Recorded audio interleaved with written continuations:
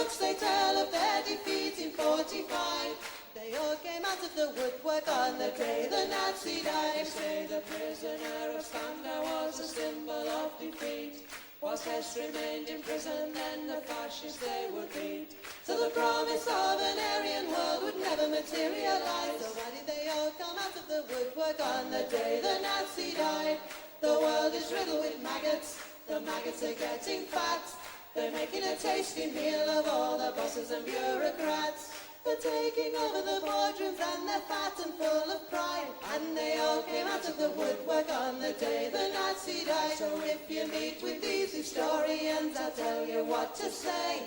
Tell them that the Nazis never really went away. They're out there burning houses down and peddling racist lies. And we'll never rest again until every Nazi dies.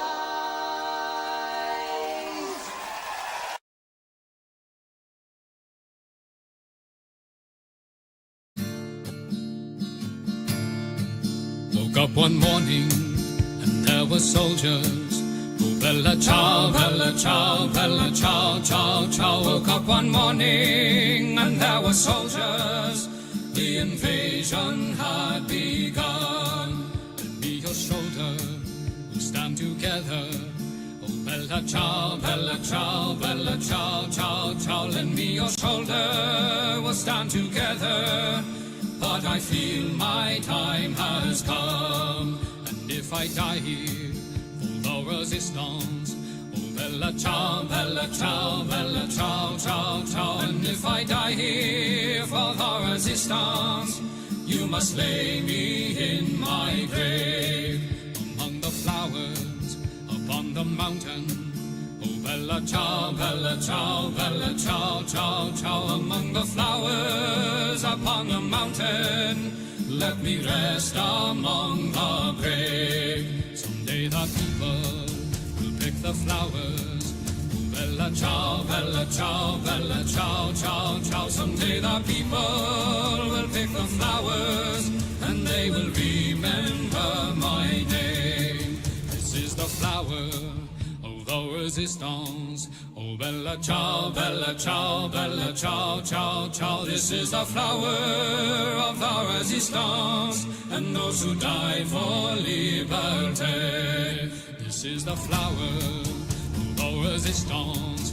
Oh, bella ciao, bella ciao, bella ciao, ciao, ciao. This is the flower of the resistance, and those who died for liberty. This is the flower of our resistance, and those who died for liberty.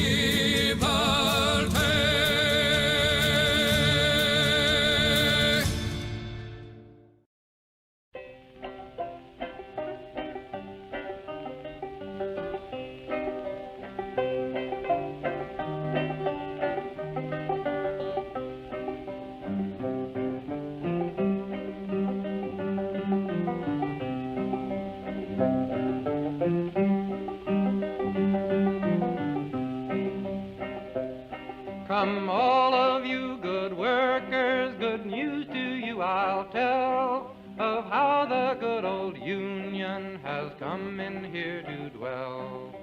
Which side are you on? Which side are you on? My daddy was a miner and I'm a miner's son, and I'll stick with the Union till every battle's won. Which side are you on? Which side are you on? They say in Harlan County there are no neutrals there. You'll either be a Union man or a thug for J.H. Blair. Which side are you on? Which side are you on? Oh, workers, can you stand it? Oh, tell me how you can. Will you be a lousy scab or will you be a man? Which side are you on? Which side are you on? Don't scab for the bosses, don't listen to their lies. Us poor folks haven't got a chance unless we organize. Which side are you on? Which side are you on? Which side are you on? Which side are you on?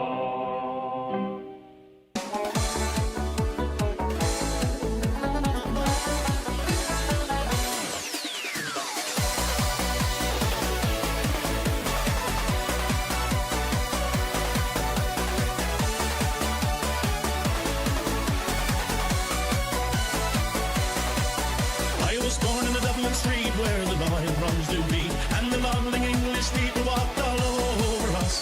And every single night when they tell, come home tight, he'd invite the neighbours out with his chorus. Come out, you black and tans, come out and fight me like a man. Show your wife how you won medals down in Flanders. Tell her how the IRA made you run like Callaway from the green and lovely lace of Gillishandra.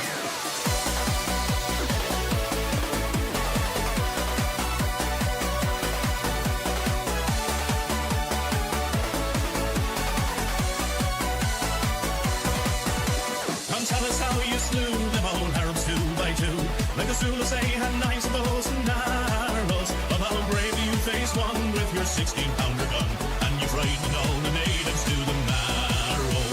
Come out, you black and tans, come out and fight me like a man. Show your wife how you won medals down in Flanders. Tell her how the IRA made you run like Callaway from the green and lovely lakes of Gillishandra.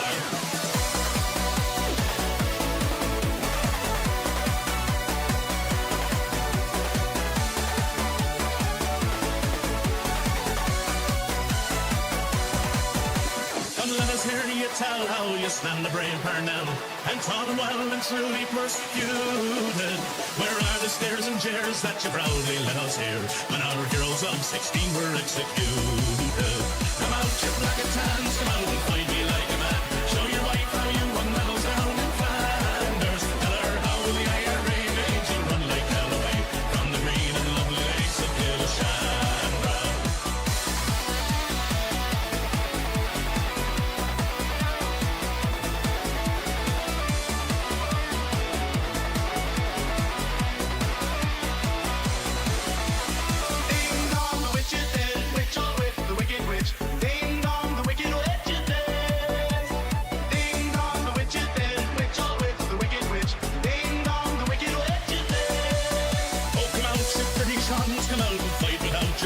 Show your wife how you won medals up in Derry. You murdered 16 men and you'll do the same again. So get out of here and take your bloody army. Come out, you black and tans, come out and fight me like a man. Show your wife how you won medals down in Flanders. Tell her how the IRA made you run like Callaway from the green and lovely lakes of Gillishandra. Oh, come out, you black and tans, come out and fight me like a man. Show your wife how you won medals down in Flanders.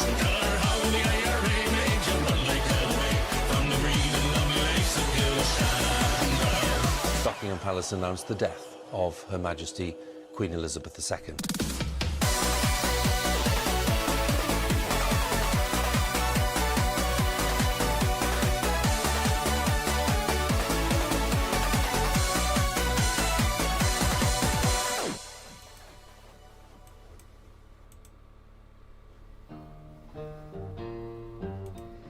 Hello there, hello there, hello there, you filthy Herberts.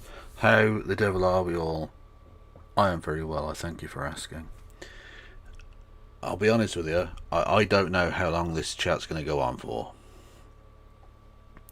Because my voice is, as you may be able to tell, I am not a little horse, nay, I am a big horse, no.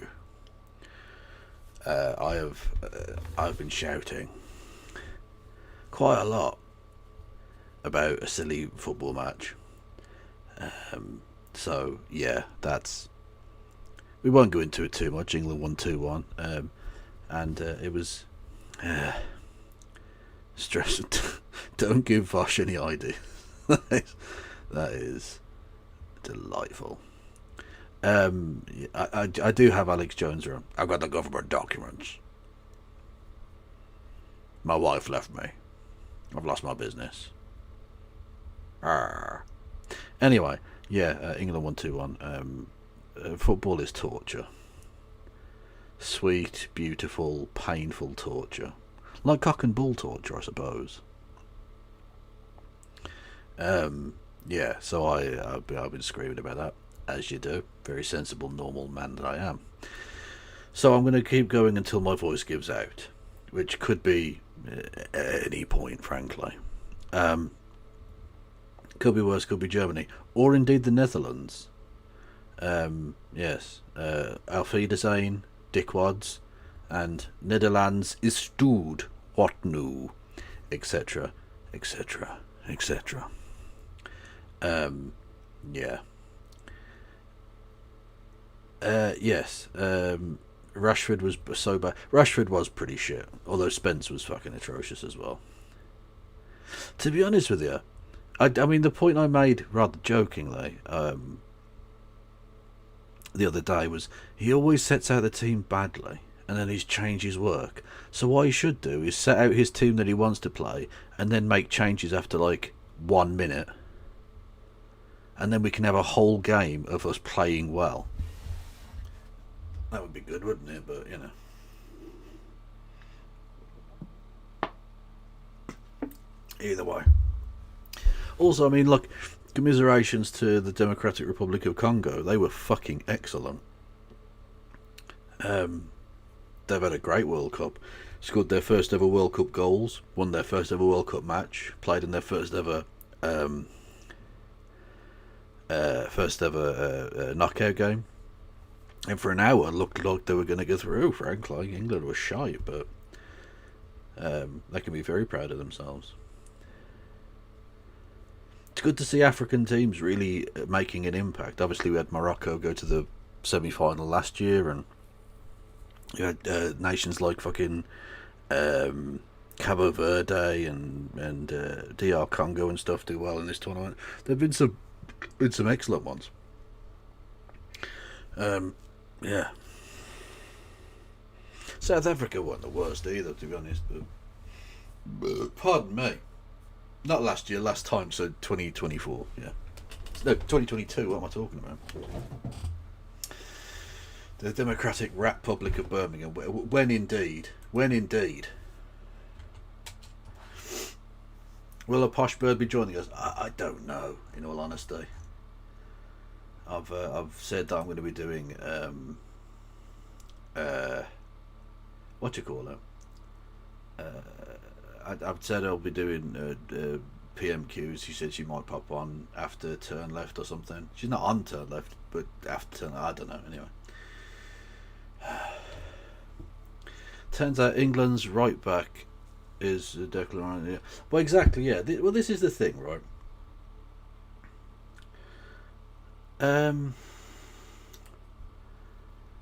I don't know that I really need to have this rant with you all, because you all understand the stupid racistness of it. But what sort of sparked this in my mind? The racism towards black people and Africans within English football is outstanding. Genuinely, we are world class in that one particular area, would appear. I'm sparked, and the reason this sort of thing popped into my mind was because of an event that happened many years before I was even born. So, the first time that the DRC ever qualified for the World Cup was 1974, as then the nation of Zaire, which they are of course not called anymore, but that's what they were at the time.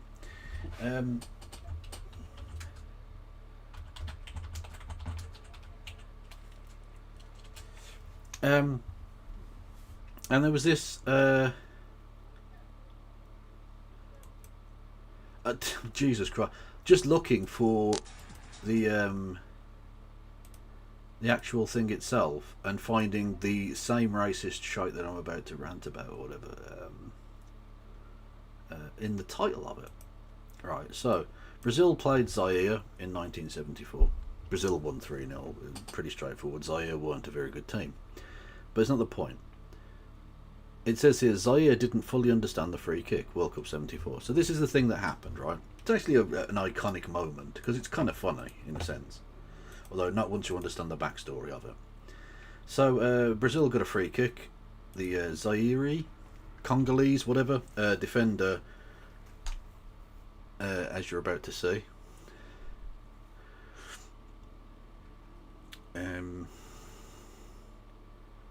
One second. Rushes out and just boots the ball away. That isn't allowed. Obviously, he gets a yellow card for his troubles. Not surprising. Now, the reason I bring this to your attention is because actually of what's in the title of the thing there, didn't fully understand the free kick.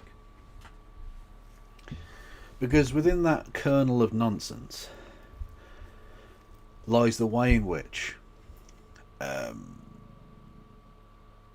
black people, Africans, are treated by the European mind. The European mind sees something like that. And can happily understand that, oh, this simple African boy didn't understand what was going on in our cultured sport. And he just runs out and kicks the ball away because he's a simple idiot. These backward savages, etc., etc. And that's the mindset that many European people can vibe with. But of course, the story behind that is actually much more dark and shows a side of the African footballer that was just ignored for decades, and he's still ignored because it's still the fucking thing that gets called, right? What that actually was a protest. The Zaire team that went to 1974 were threatened by the then military junta leader Mobutu Sese Seko, who was a military strongman who had threatened that if the team lost the game 4-0, they would never see their families again. And so to make a statement in that particular game, he decided to get himself sent off, of which you saw the yellow card there, in order to protest and bring light to that.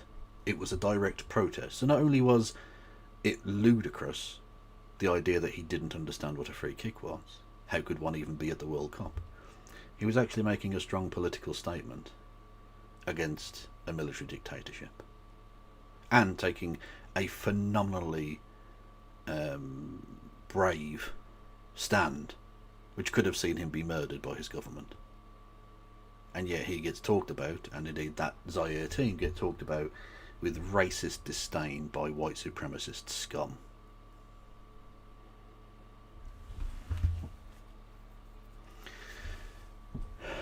And then a kind of allied thing. Someone mentioned there in chat Declan Rice. Declan Rice is a superb footballer, clearly. He was the midfield anchor for the now English League champions Arsenal. Superb footballer. Who had to fill in at right back. It's a central midfielder who had to fill in at right back because of injuries / the fact that Jed Spence is actually shit. But the point being, both Declan Rice and Jack Grealish, who actually isn't in this World Cup squad, but probably might have been if injury hadn't robbed him of that potential.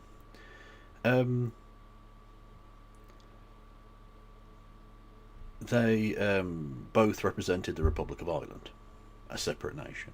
I've got no problem with that. It's a thing that lots of countries that have large diasporas do. In fact, of course, there were 2 English-born players playing for the Democratic Republic of Congo in today's match, or in the squad. I don't actually know if the second one played, but Aaron Wan-Bissaka definitely did play. Who's literally got a Cockney accent, for fuck's sake, But the point being, lots of countries do that, so there's no problem with that. But what you can now do, of course, is change if you've only played 3 games or less, which is a thing that shouldn't really be a thing, whatever. Both Declan Rice and Jack Grealish played for the Republic of Ireland, and yet their loyalty to England is not questioned. I've not heard a single racist, white supremacist piece of shit question their loyalty or their endeavour toward being part of the England team. I have seen racists question Mark Gahey, a man born in the Ivory Coast, I believe, but came to Britain at the age of about 4 and has done nothing but want to represent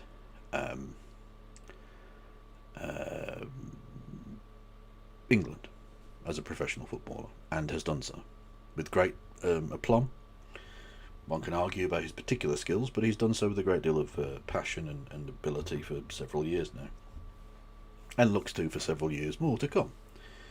And yet he gets questioned because he wasn't born here. He has not shown an ounce of will to play for any other nation in a way that Declan Rice and Jack Grealish have. Other people who were not given this kind of treatment were people like Terry Butcher, for instance, the England captain in the 1980s, who was born in Singapore. That's just fine, though. Owen Hargreaves, a white man born in Canada, for instance. These things are not brought together. But Marcus Rashford, a man who was born here and has played with great distinction and ability for England, albeit not today, he had a poor game, gets treated appallingly. Even when off the field, he is one of the greatest exponents of humanity. He literally fed people's fucking children out of his own pocket. We as a society, we as a nation, the government thereof, have allowed kids to go hungry and relied on a Premier League footballer, or La Liga technically last year, and he fed them, and yet gets treated like shit because he's a black man. The racism inherent in, well, British society, I suppose, but more specifically in this instance, English footballing culture. Actually, it's not just English footballing culture, or not just footballing culture in England. It's the culture more widely. If you look at the way in which Meghan Markle, the royal princess, has been treated, because she's a bit brown and nothing else. Whereas you can have people like, say, John Terry, for instance, white man, played for England, undoubtedly a racist, was found liable in a civil court for having called Anton Ferdinand the N-word. Although the legal case against him was dropped, but the civil case was found against him. He was shown on the screen today and celebrated by everybody. The fans in the stand cheered when he came on the screen. The commentators mentioned what a great career he had, and he did. He was one of the best centre-halves in the world during his time. But his racism is just fine. Absolutely fine. That can be ignored.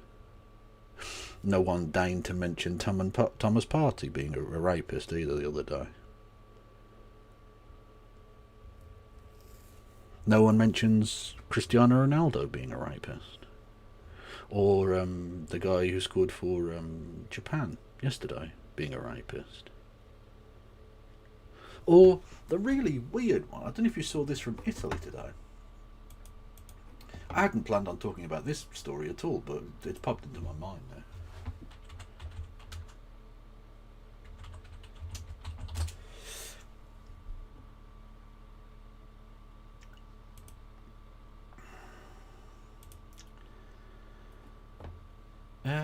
Italy and Inter Milan central defender, because like they haven't qualified for the World Cup, Italy now in 12 years, and yet they're still posting L's somehow, even though they're not even at the tournament. Inter Milan and Italy centre half Alessandro Bastoni is being investigated for soliciting sex from a child.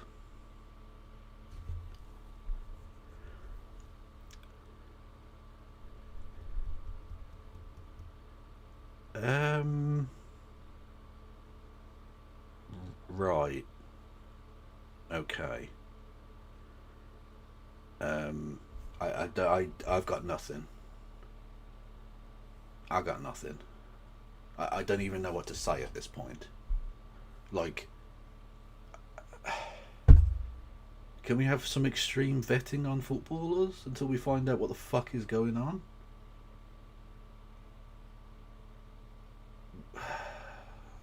Yeah, amazing. Honest to God. What do you even fucking do there? Like, what's... I don't know what's happening there. It doesn't make any sense. What, like... Honestly, nonces get the fucking... go to jail forever. I was about to say a thing that might have got me arrested. Yeah, nonces go to jail forever.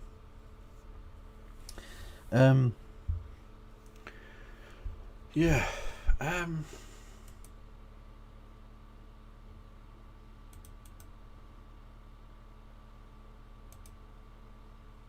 Where was I going with this? I've totally forgotten where I was going with this. But anyway, racism's bad and so is noncing. I guess. Yeah, if there's one thing to take from this, not noncing and racism are bad. I know what you're thinking, lads. Why have you taken such a brave, individual, dare I say, contrarian stance? And you're quite right. I am a bold breath of fresh air in a sea of dog shit. But here I am, chat. Here I am.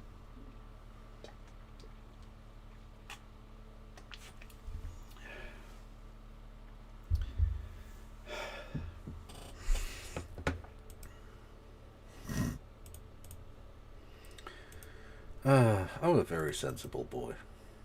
I think we've come to that conclusion.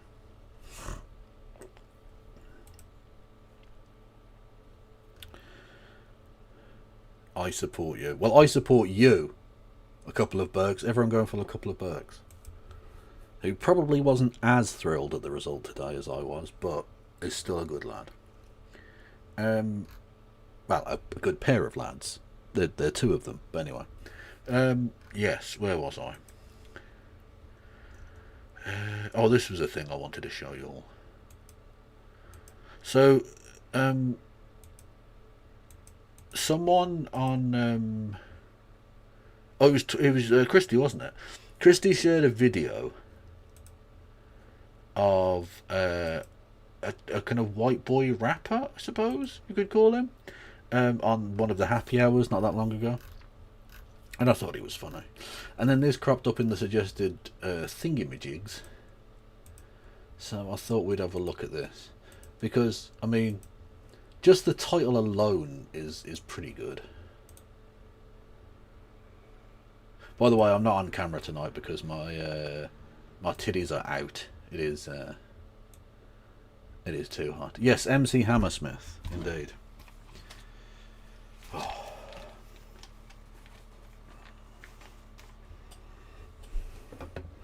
Anyway, it's called Comedian Destroys Zionist in Front Row with Freestyle Rap.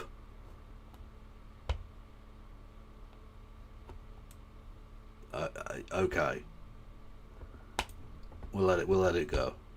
Name, legend, what's your name? I see, classic name. What do you do for a living? I see, retired, fuck yeah, that's awesome. What do you used to do? You had an online farmer business. Classic, is this your partner, Atty? Your sister? Hello sister, what's your name? Addy and Assy, classic names. What do you do, mate? You're an accountant, fuck yes. Where are you guys from? Tel Aviv, Israel.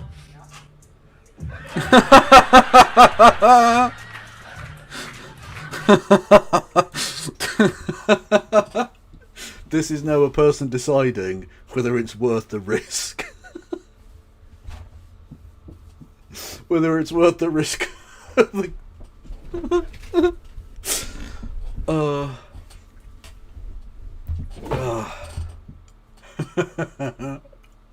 Whether it's worth the risk of a Telegraph columnist writing a fucking article cancelling you for being a racist against Jews or whatever. This is what That is the look of a man who's like, he's weighing up his future career options. You're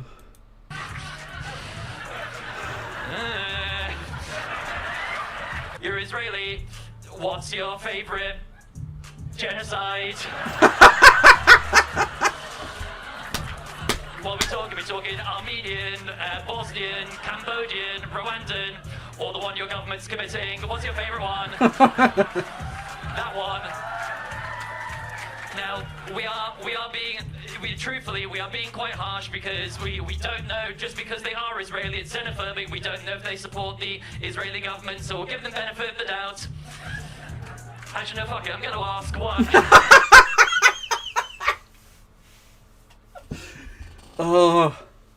What you just saw there was a man battling with the angel and demon of his spirit, and you know who won out?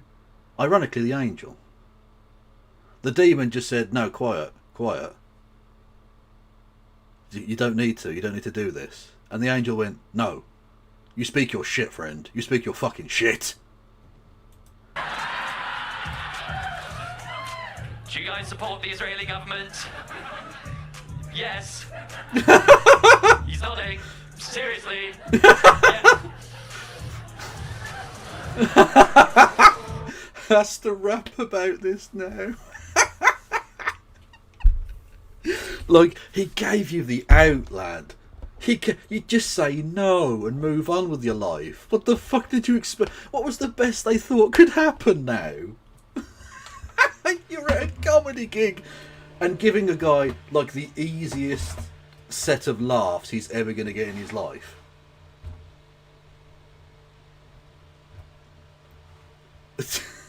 Like, yeah, why not set it up so that he can't lose now?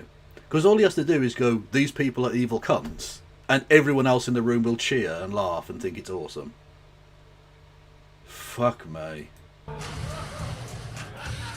Yeah.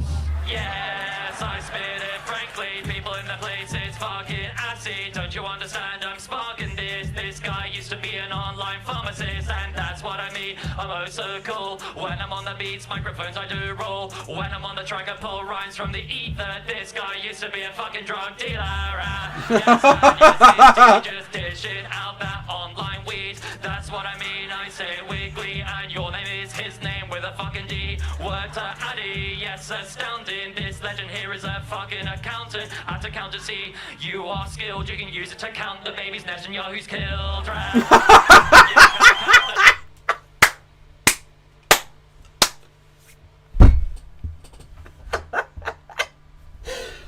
Oh, fuck yes. I believe about 20. Applauding genocide. 20,000, they are applauding, that looks bad. Take it off the top with the freestyle raps. 100,000 Gazans killed, or Palestinians right there so ill. I don't agree with it here on this rhyme. Fuck Israel and free Palestine. Yeah, here we go. Let's see sitting in the front row. He's doing it, you can call that a two-state solution. Yeah, here we go, make some noise.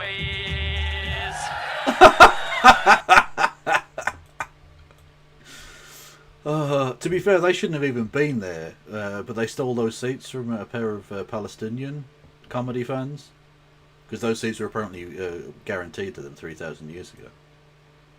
And then a racist British guy like 150 years ago said, "You can definitely have those seats. I get to decide these things. This is sensible." Well, the atmosphere is really awkward.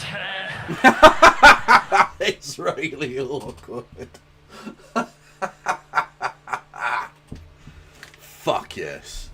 What a legend. Everyone go and follow Hemsy, or even MC Hammer Smythe. God, that was good. Oh.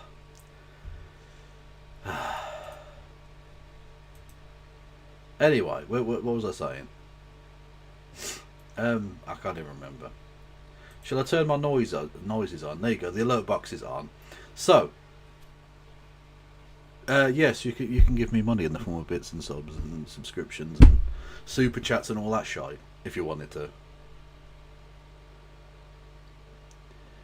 In a strange way, this has cheered me up, as all the news today is pretty depressing. What depressing news happened? Did I miss depressing news?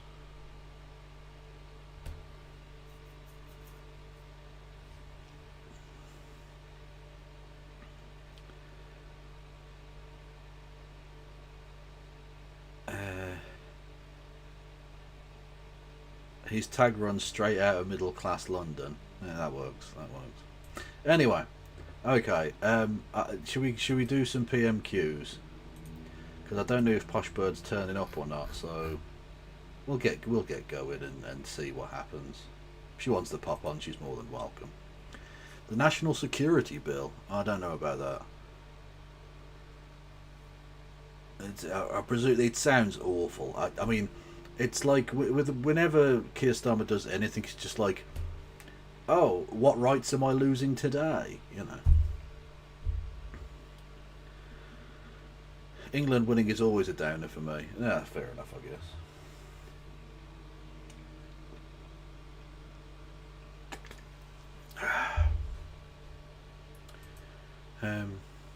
Yes, PMQs. Right. Is this his last one, or do they have one next week? I don't know, because he's got. Do they have one next week, or do they break? When do they break up for? Where's the summer recess? Oh, I've typed that. I've typed that so badly. The suggestion was summer Mercedes. Jesus Christ. Recess. Summer recess. UK Parliament summer recess. The 23rd. What? Rises at the end of business on Thursday the 23rd of July. Really? Oh, they've got like loads then. Yeah, okay, so this isn't even his last, that's not even, there's got like another 2 PMQs then. Oh, what? Oh, fucking load of shit, man. Can he just fuck off already? Can he literally just already have fucked off? Oh, thank you, Dr. Phil. Oh, pardon me. Dr. Phil Decker, who says, good evening, lassies, lads, and MB Chads. Oh, that's a good rhyme. I like that. Oh, I did a burp. Former Prime Minister's questions. True. But then Liz Truss might turn up. And who wants that? Before we come to Prime Minister... Oh, yes. We've got a Jenny in attendance. Not high fives. Salutes in chat. Salutes in chat for the only noble mammal in the room. God bless her. Politics Live said this was his penultimate one. Yeah, he might have one more. I don't know. Questions, may I extend a warm welcome to the Speaker of the House of Representatives of Trinidad and Tobago and his delegation, who are in the gallery today. We now come to questions to the Prime Minister, Dr. Al Pinkerton. Question number 1, Mr. Speaker. Prime Minister. Thank you, Mr. Speaker. Our thoughts, I'm sure the thoughts of the whole House, are with the people of Venezuela. The scenes of destruction are simply harrowing. Maybe if your government hadn't been continuing the ridiculous sanctions against its government, maybe they'd have a better response. It's mad that, isn't it? Now we're supposed to care about Venezuela. Before, Venezuela was evil scum. Do you remember that? Do you remember, like 2 weeks ago?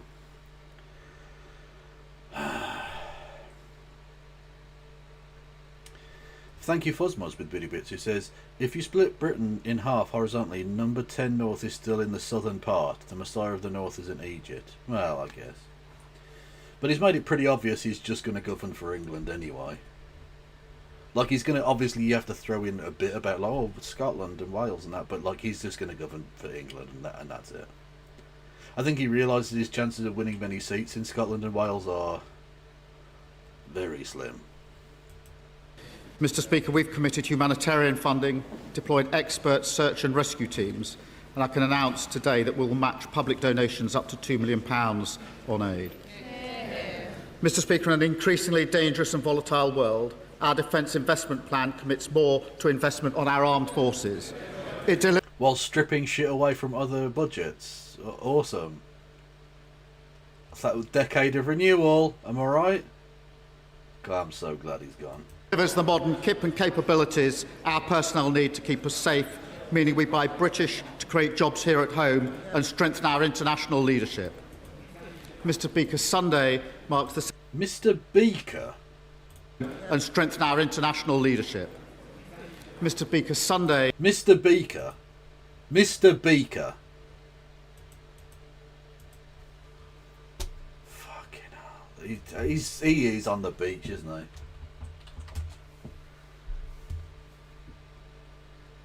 Mr Beaker.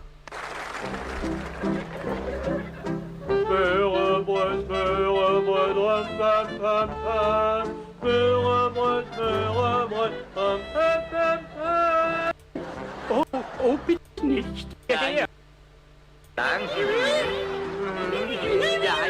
เรารู้ที่พวกก็พี่เขามันมีที่อีกพวกพี่อ่านนี่จ้า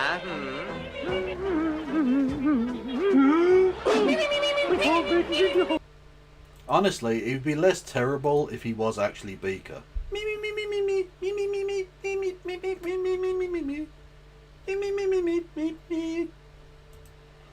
Marks the 78th birthday of the NHS, and I'm pleased that under this government waiting lists are down, A&E waits are shorter, and we have the shortest cancer diagnosis times on record. I also welcome the agreement reached with the resident doctors to end the strikes, so our full focus can be delivering... Our full focus? He's turned into Martin Lawrenson now. Not Martin Lawrenson, Mark Lawrenson. Resident doctors to end the strikes, so our full focus can be... Our full focus? Jesus Christ, you can't even talk now. The thing is, because they know he's about to leave office, right, they aren't bothering doing, like, updates to the software, so the robot's kind of glitching out a little bit now with Mr. Beaker and fucking Ford Focus and all this shit. Delivering further improvements for patients. Mr. Speaker, this morning I had meetings with... Oh, it's Mr. Speaker now, is it? What the disrespect of Beaker all of a sudden? Ministerial colleagues and others. In addition to my duties in this House, I shall have further such meetings later today. Dr Elpington. Thank you, Mr Speaker. Can I associate myself with both the condolences and also birthday good wishes to the NHS? Everyone in my constituency of Surrey Heath wants a new Frimley Park hospital, but the chosen site, the last remaining fragment of the ancient Frimley Common, is wholly inappropriate. It's inaccessible, behind multiple schools, and environmentally devastating. But worse, over recent weeks, I've received deeply troubling evidence that the preferred relocation site was known and being openly discussed by local political figures in 2023 before the official site selection process had even begun. The entirely reasonable conclusion, Mr Speaker, is that this project has been compromised from the outset and the site predetermined. I think the Prime Minister would agree that this is no way to begin a multi-billion-pound public procurement process. So would the Prime Minister please step in? Would the Prime Minister please step in, commission an urgent independent review? I think the Prime Minister's got the question. Well... Yeah, I was about to say, mate, it's not like ramble on for an hour. Like, get the fuck on with it, you cunt. Mr Speaker... Okay, also, that... Look.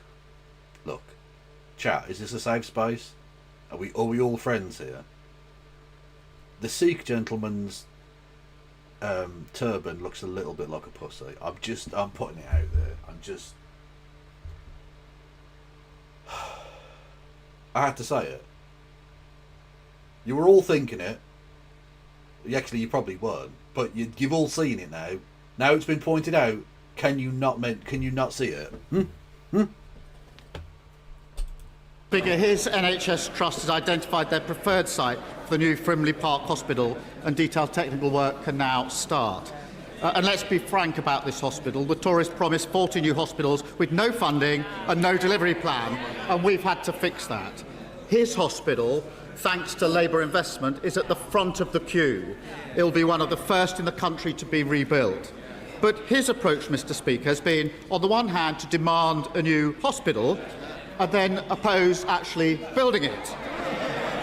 He's urged his constituents to oppose it because, quote, this is his quote, if the hospital goes ahead, there will be no golf course. So, Labour building new hospitals, he's standing up for golf courses. I can't think of anything more Lib Dem. I can. There's way more Lib Dem shit than that. I mean, it is, don't get me wrong, it is Lib Dem as fuck, but it's not like as Lib Dem as, like, you know, 5p bank tax, kill the poor.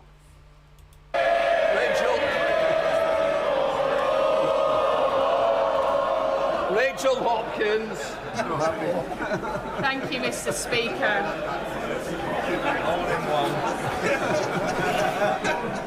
A good, safe and secure home is the foundation of everything, and access to a council home at social rent continues to be the biggest issue that my Luton South and South Bedfordshire.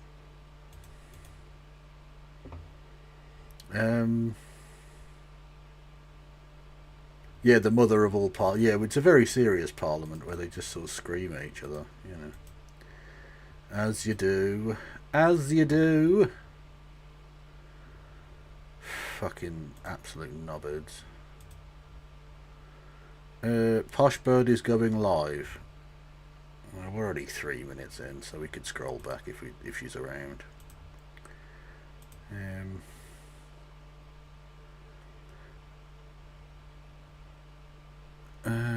Should we see if MC Hammersmith's got anything cool going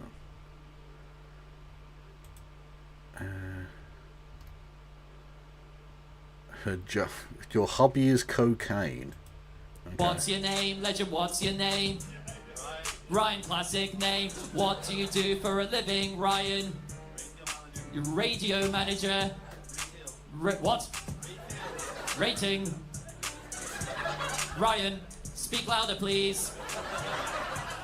What's retail? Makes far more sense. Lovely. Ryan, good stuff. What sort of shop do you manage? Sports Direct. Fucking yes. Fucking excellent. Is this your partner, by the way, Ryan? Hello, partner. What's your name? Laura. Classic name. What do you do, Laura? You work what? With the homeless.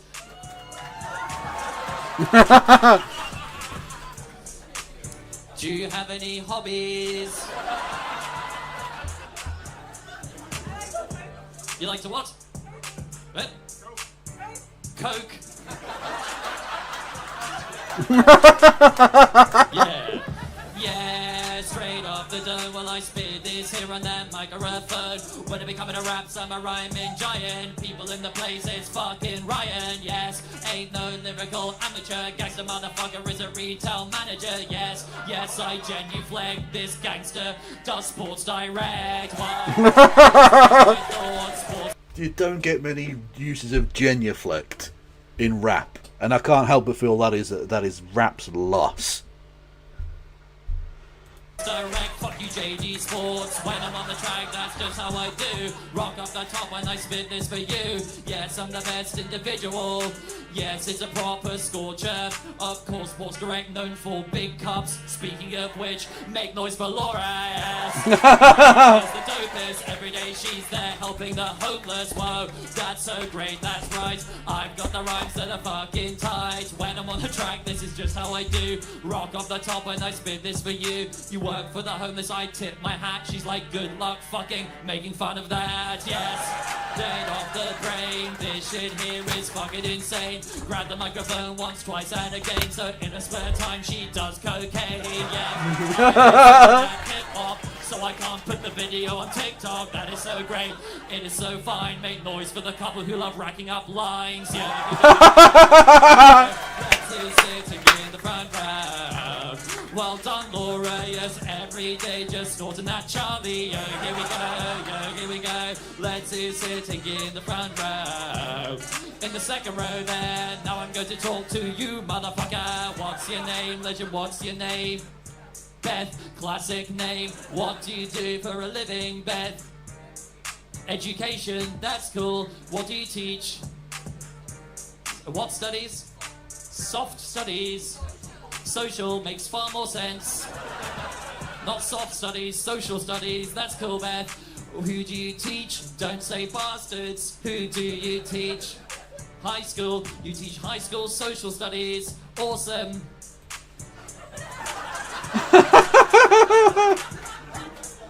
What does social studies mean? Never heard of it. What does that mean? I went to private school. We did Latin. What's social studies? The questions might get harder, by the way, Beth. History, economics, doesn't sound... Yes, no, come back, no.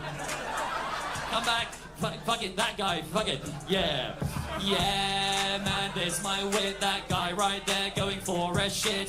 That's what I mean, I'll lyrically destroy it. That guy there going to the toilet. Well, yes, it's a proper score. Just sat right there in front of Laura. So actually straight off the brain. He's so obviously doing cocaine. Yeah, here we go. Let's see who's sitting in the front row. Laura said coke and then he was like, I'm buying from you. Yo, here we go, let's see who's sitting in the front row. I keep getting distracted, let's talk once again to Beth. History and economics, that doesn't sound very social. Why is it called social studies when it's two subjects that already exist? It's geography as well, fucking hell. What? Oh, so is social studies the Project Zeus of education? We're just going to throw three things that already exist together, and it'll work. It'll be fine. They're too diffuse. What's the point of that? Is it kind of a general overview of the world?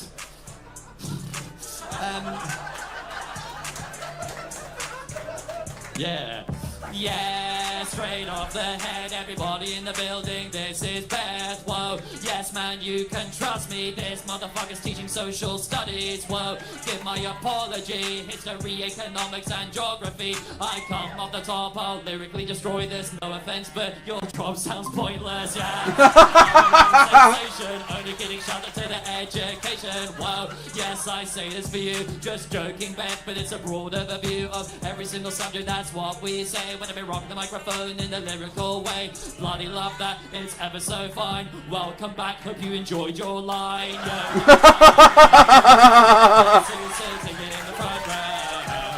Well done, motherfucker. I can think of a punchline. Thank you. Here we go. That's who's sitting here.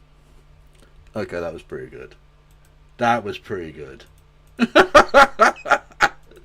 Saved by the coke. See, white people can do rap a bit. Maybe a little bit. Do you think a little bit? Perhaps? A little smidge?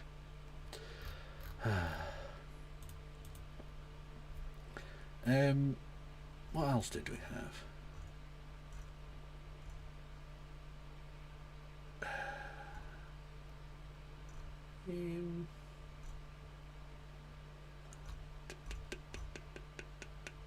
Oh, God.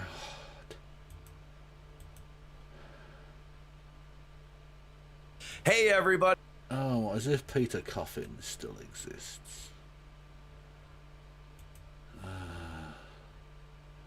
Is he pro AI? Oh, no. It's been a while, and you might be saying to yourself, oh, Peter's resurfacing. That must be that they're done with a documentary or something. And that's true. That's exactly it. It's called AI is Not Replacing Who You Think. It is going to be premiering at 11 a.m. on July 11th, so as not to compete with the holiday weekend. If you'd like to watch it now, it's available on Patreon. You have to be a paid member, of course. We don't live in communism yet, Other bit of news, yes, I did dye my hair. No, I'm clearly not trying to cover up the fact that it is gray, as so much of it remains gray. I realized I True, but like you can still be having a midlife crisis. have gray hair that's You look like Alf. light, and that I can dye hair dark around it, and it would look cool. And I was right. It looks cool as shit. Documentary more important than the hair, I think. No. Maybe not. I don't know. We'll see. By the title, I told you AI is not replacing who you think. I'm clearly making a case that AI is not replacing workers, but rather will be replacing capitalists. And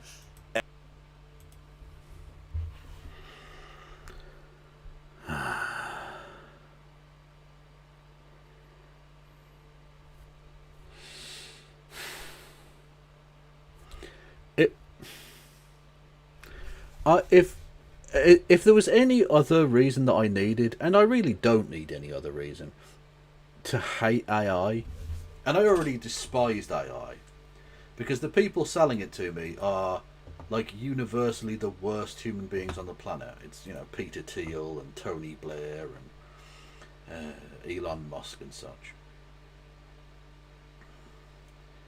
And now someone from the other side, in theory, a communist, in theory, although very much a MAGA communist, it would appear, but whatever. I wonder, is he still a part of old Spanky Spankface? Is he still part of his group? I don't know. Either way, if he's in favour of AI, that's another reason to not want AI.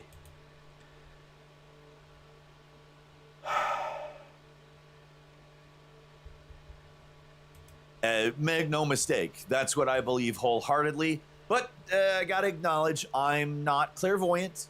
I do not know what things will look like 100 years from now.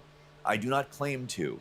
I'm just saying that if you follow the logic, this is an endpoint that has to be reached at some point, whether it is sooner or later, whether things get better.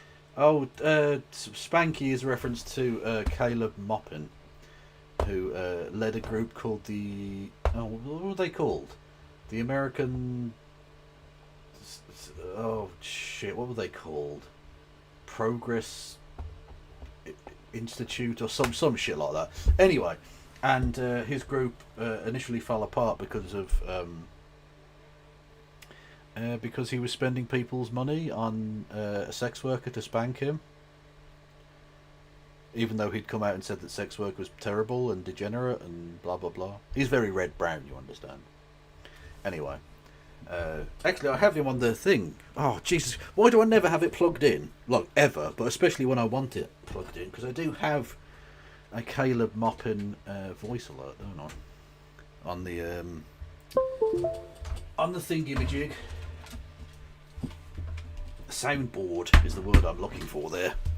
I'm a clever boy. Let's...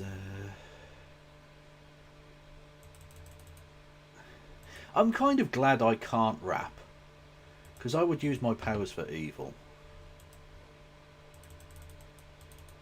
Like, I would just be doing diss tracks against everyone in the entire world. Even people who hadn't dissed me, I'd just be fucking people up. But thankfully, I cannot rap, and therefore that is not an option.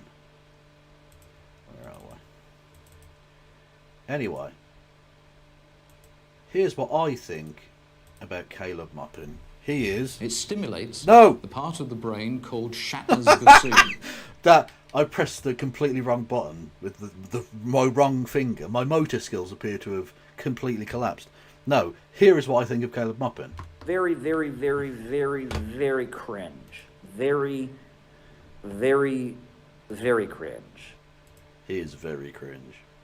Better or worse before then, I don't know, and I'm not claiming to know. There is a specific logic that I have mapped out and have followed, and I think that a lot of people will find it interesting and enjoyable. There is somebody I know who will absolutely not enjoy the documentary, and you might say to yourself, well, you're saying AI will replace the capitalists, so it's got to be the capitalists, right? Nope, it's the anti-capitalists, actually. If you've ever encountered the left, you know that despite for the last decade being highly against intellectual property, They have clamped down as hard as they can in protecting the dynamic of intellectual property. Right, but that's the concept is that they're just stealing art. It's just billionaires stealing poor people's art. It's not saying intellectual copyright is in of itself good.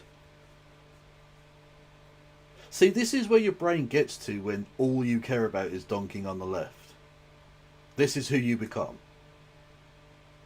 An absolutely pointless, spite-driven goon. Via the small artists. And they claim to have a lot of other reasons to not like AI, but I tend to find that if you talk to them long enough, they're like a small bean artist type, or they like... I'm not a small bean artist. I think that using lots of energy to do nothing particularly worthwhile is a bad thing, actually. Yeah. Commissioning those people to make really bad art of wolf men with like cocks that are huge or something. They have like those mesh tank tops on and stuff. I'm sorry, are you a Fox News host now?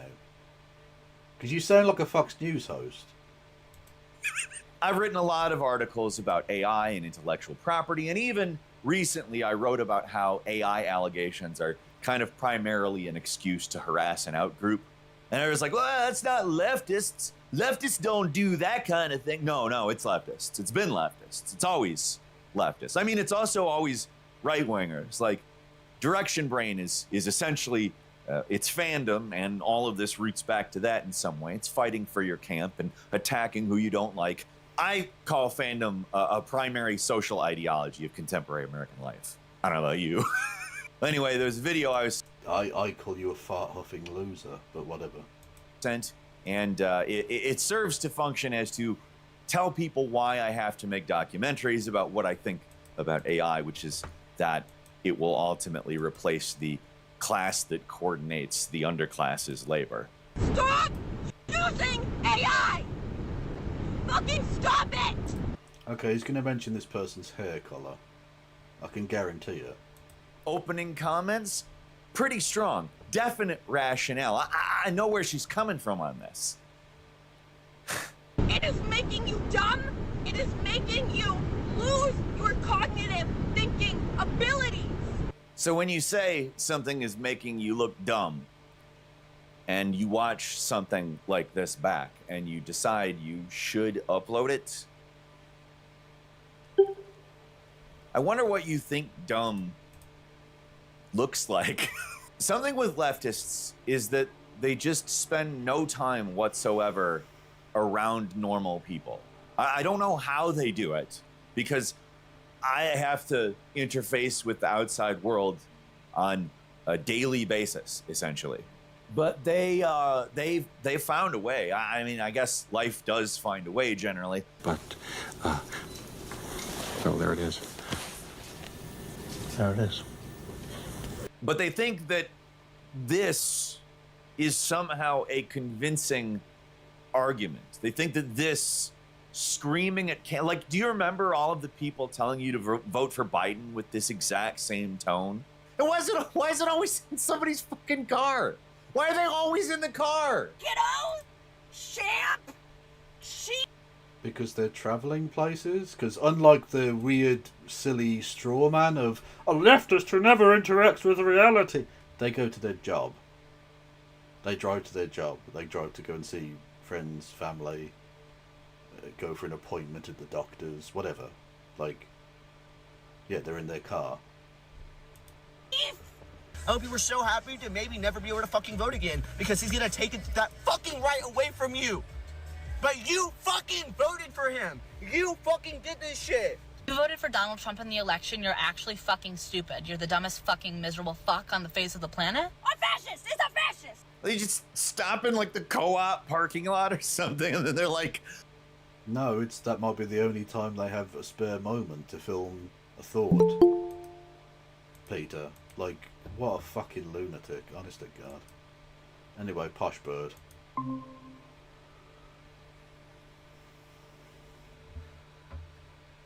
Kevin, are you ready to go forth once more into the meep? I am, in the penultimate the second to last time that the Gooner in chief will goon for us. I didn't even realise it was a. I thought it was the last one this time. Oh well. Penultimate also works. Yeah, the Parliament rises on the 23rd, so there is one more PMQs after this, and then for some reason they don't have one in the final week. I don't know why. Doesn't really matter. Yeah, and then we have the King of the North, because we literally live in Game of Thrones or something. No, we literally do. I mean, it'd be interesting if one of the clans, whatever they're called in Game of Thrones, families. I don't even know. I fucking watch that shit. If they were known specifically for transport. Yeah, I don't know. Again, I don't watch it because I'm not a massive nerd. Meep me halfway is the good one in chat. My father was a meat maker. Out of the meep into the meep. Leave the elite with one final meep. Well, okay. Rolling in the meep. Okay, there is definitely a meep-related meme later on as well. Because I will say, we did watch about 2 minutes before you went live, and someone was like, "Stop! She's gone live!" So I was like, alright. And he refers to Mr. Speaker as Mr. Beaker. Oh my fucking god! Why is he like this? He's lost the ability. Well, I think what has happened, right, is that they know he's not going to be in office for much longer, so they've stopped updating the software. And so the robot droid Starmer 3000 is glitching out now. Sometimes maybe good, sometimes maybe shit. Oh dear. Before we come to Prime Minister's questions, may I extend a warm welcome to the Speaker of the House of Representatives of Trinidad and Tobago and his delegation, who are in the gallery today. We now come to questions to the Prime Minister, Dr. Al Pinkerton. Question number one, Mr. Speaker. Prime Minister. Yeah, of course the Pinkerton thank you, Mr. would be a Lib Dem. Yeah, Pinkerton, that very storied surname. Only good Pinkertons, right? Yeah. Yeah, no, Nothing bad can happen. It can other only kind good of happen. things associated with that name at all. Our thoughts, I'm sure the thoughts of the whole House, are with the people of Venezuela. The scenes of destruction. Who you have sanctioned into oblivion, but yeah, okay, cool. Good. Yeah, didn't mention when they US stole their leader and his wife illegally. That didn't. According to Jonathan Chait, saying that's bad makes you an enemy of democracy. Oh, I thought you were going to say anti-Semite. I thought they were going to go like full crap, literally just anything. Stubbed my toe. Anti-Semitism. Like, you know. It's... Well, let's be fair. On the left, we basically do the same thing where we stub our toe and we're like fucking Netanyahu, Dinkelberg. Are simply harrowing. Mr. Speaker, we've committed humanitarian funding, deployed expert search and rescue teams, and I can announce today that we'll match public donations up to £2 million on aid. Mr. Speaker, in an increasingly dangerous and volatile world, our defence investment plan commits more to investment on our armed forces. By cutting everyone else's budgets. Yay! Who needs road infrastructure? Who needs energy projects? Like, it's crazy to go, we're going to cut energy funding to spend on defence. And I'm just like, but what about all the energy that we need for defence? No, you don't get any energy, just defence. That's it. It delivers the modern kip and capabilities our person. Kip and capability? Honestly, he's just glitching out. Have we thought about turning him off and then back on again and then off again forever? Yeah, I was going to say, we don't even skip the second part. Yeah. Personal need to keep us safe, meaning we buy British to create jobs here at home and strengthen our international leadership. Mr. Speaker, Sunday marked leadership. Mr. Beaker. Please, let's hear it again. Let's hear it again. Oh, okay. Home and strengthen our international leadership. Mr. Speaker, Sunday marks the Mr. Beaker. He meeps and he meeps and he meeps. 78th birthday of the scenes. While my guitar gently meeps.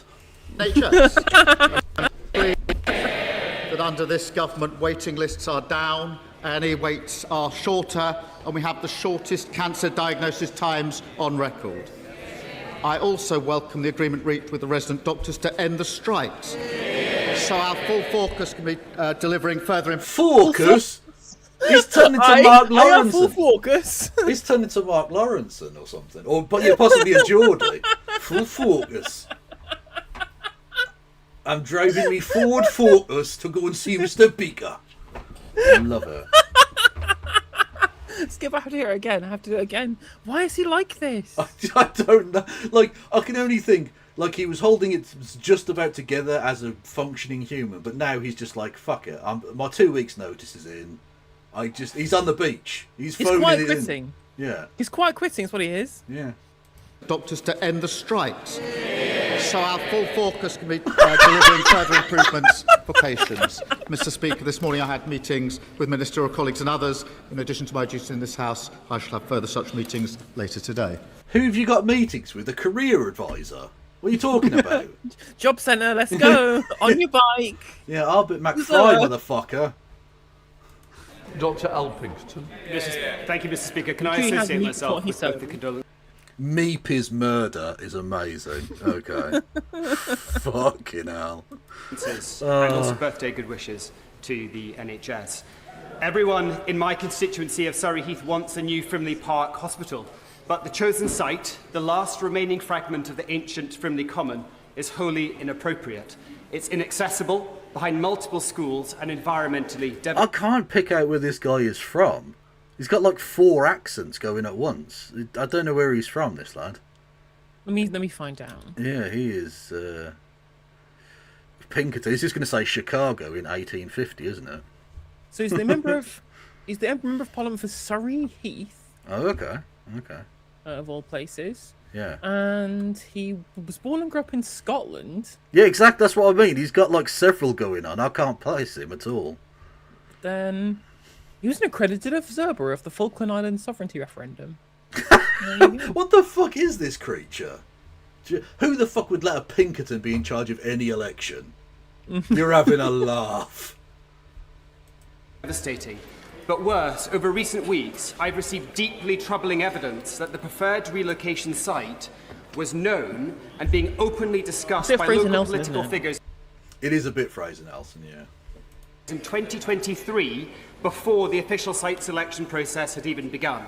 The entirely reasonable conclusion, Mr. Speaker, is that this project has been compromised. Oh, and Surrey Heath used to be Govesey. So they're just used to electing posh Scottish twats in Surrey then. Okay. Literally every single one. Yeah, brilliant.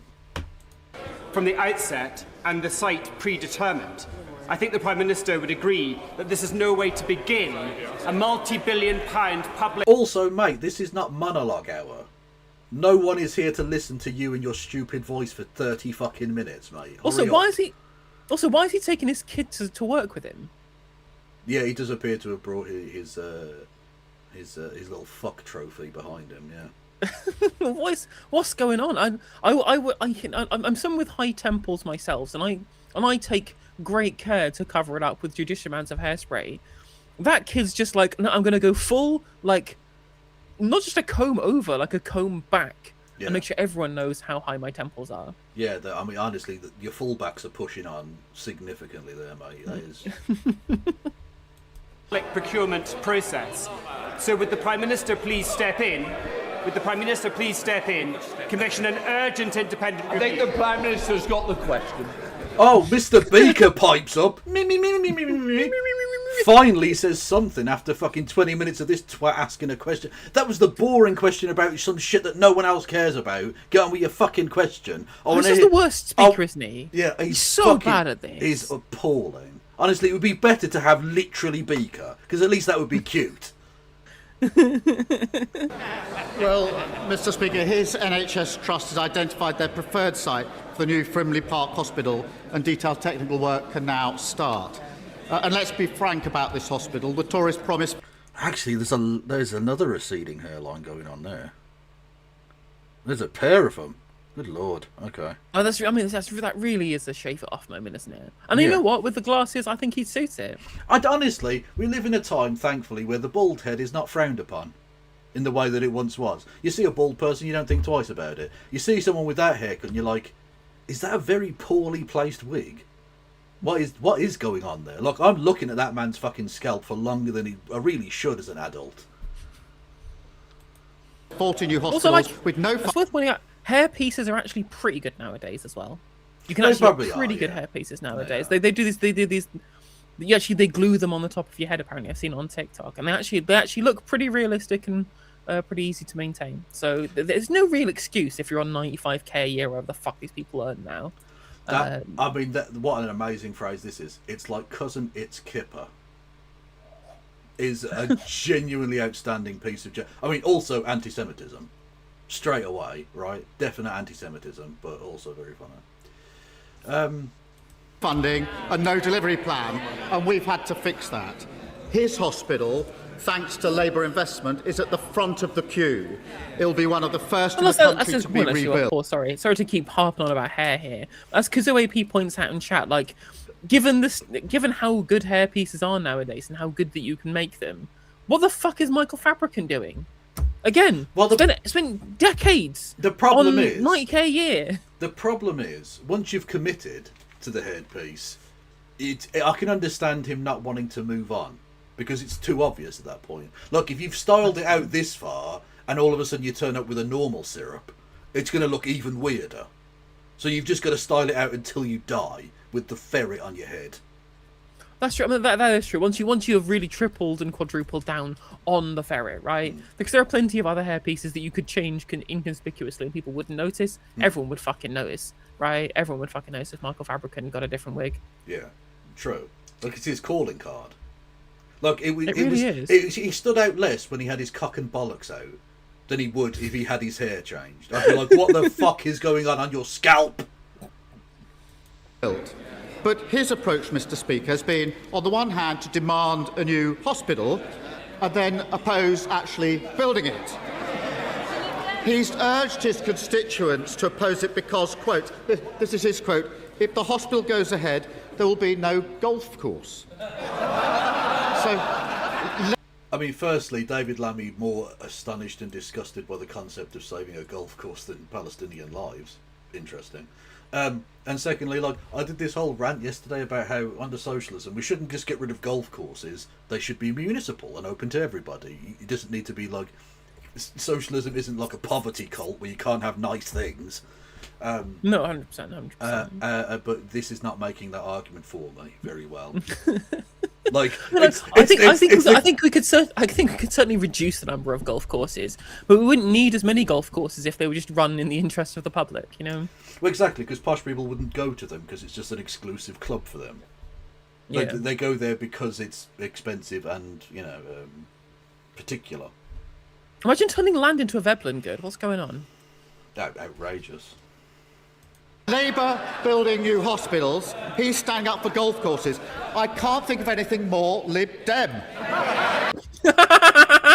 True. Austerity? I mean... Killing post offices too. managers? Something like that? The sub postmasters that be backing into the skin suit that he now wears. Oh, it's the mother of all parliaments. Oh, what a great democracy we have, where they just go "Roar" at each other for 30 minutes. Brilliant. Bill Hopkins. Thank you, Mr. Speaker.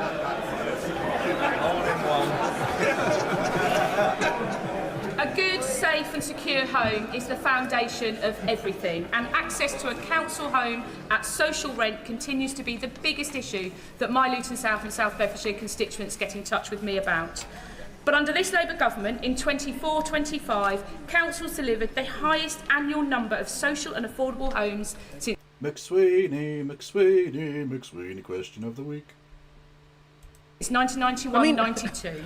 At least this McSweeney question is something that I actually agree with for once.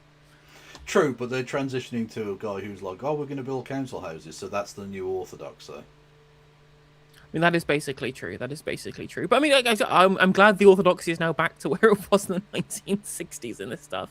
Well, I mean, look, if there's one person we have to thank for that, and there isn't just one, but if there is just one, Zach Polanski. I mean, that is basically... And no one wants to say it. No one in the mainstream media is saying this. They're talking about anti-Burnham beating reform. They're talking about the clash of the two kind of big pillars of the political polls at the moment. No one wants to mention the fact that the reason why Keir Starmer resigned, the reason why Andy Burnham is here, and basically is completely unchallenged. And whilst he may at least he's paying lip service to things like nationalisation, even if he wasn't going to do it, is because the Labour Party got eviscerated at the local elections by the Green Party, both in terms of seats lost and in terms of seats that the Green Party stopped the Labour Party from winning by taking too much of their vote away on the first past the post. True. Thank you, Sir Von Iser, for resubscribing. You don't have to apologise. Bless them. They're like, oh, I forgot to resubscribe. But you don't need to apologise for that. That's cool. You don't owe me nothing. God bless you. So does the Prime Minister agree with me that we must build on this achievement and accelerate progress on council house building to ensure we deliver the biggest council housing programme since the post-war era? Prime Minister. Brackets, under a different Prime Minister. That's the subtext of every question now, because this guy ain't doing it. What's he gonna fucking do? He couldn't change the signage outside a fucking government department in the next 2 weeks. And clearly Keir Starmer was far more focused on building pebble-dashed semis rather than council houses. Literally. Mr. Speaker, I'm proud that this government is delivering the biggest boost to social and affordable housing in a generation. Right, but affordable isn't affordable. Trust me, we know. Backed by £39 billion, it means we're unleashing the biggest surge in council house building in over 30 years. And that includes 1,000 new sociable and affordable homes in Luton and Bedfordshire. And our social housing bill will reform Right to Buy to deliver even more social houses. A Labour government delivering the homes that we need. Leader of the Opposition, Kevin Benn. Kevin who? Who? Who's this? I still don't know who this is. Thank you, Mr. Speaker. And can I associate myself and this side of the House with the Prime Minister's comments about Venezuela and also about the Lib Dems? Mr. Speaker. But seriously, Mr. Speaker, the Chief of Defence Staff made it known that the armed forces needed a minimum of £28 billion more to defend the country. Okay, but like the head of the education system said they need 10 billion more, and the head of the NHS said they need 100 billion more. Why you said that's woke spending? Yeah. Like, why do why do their numbers get challenged and told that this is impossible and you're going to bankrupt the country? But the military, spend, magic money tree, bitches. And this, like, the Public Accounts Committee would go through every single fucking line of any kind of spending supplement that's given to any, like, public department, apart from defence.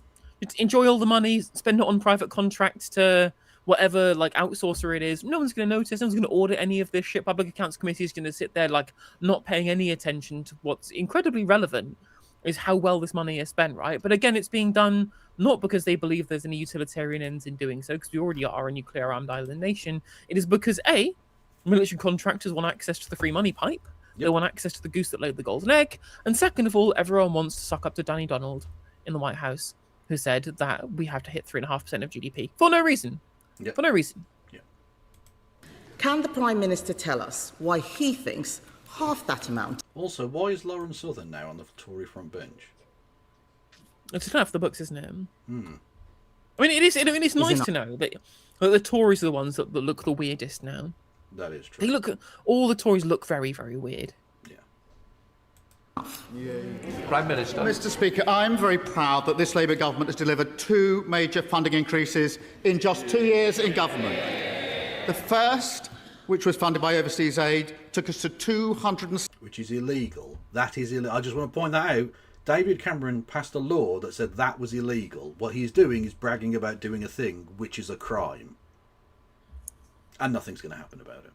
No, not going to happen. I can't believe David Cameron is more of an internationalist than Keir Starmer. David Cameron outflanking the outgoing Prime Minister to the left.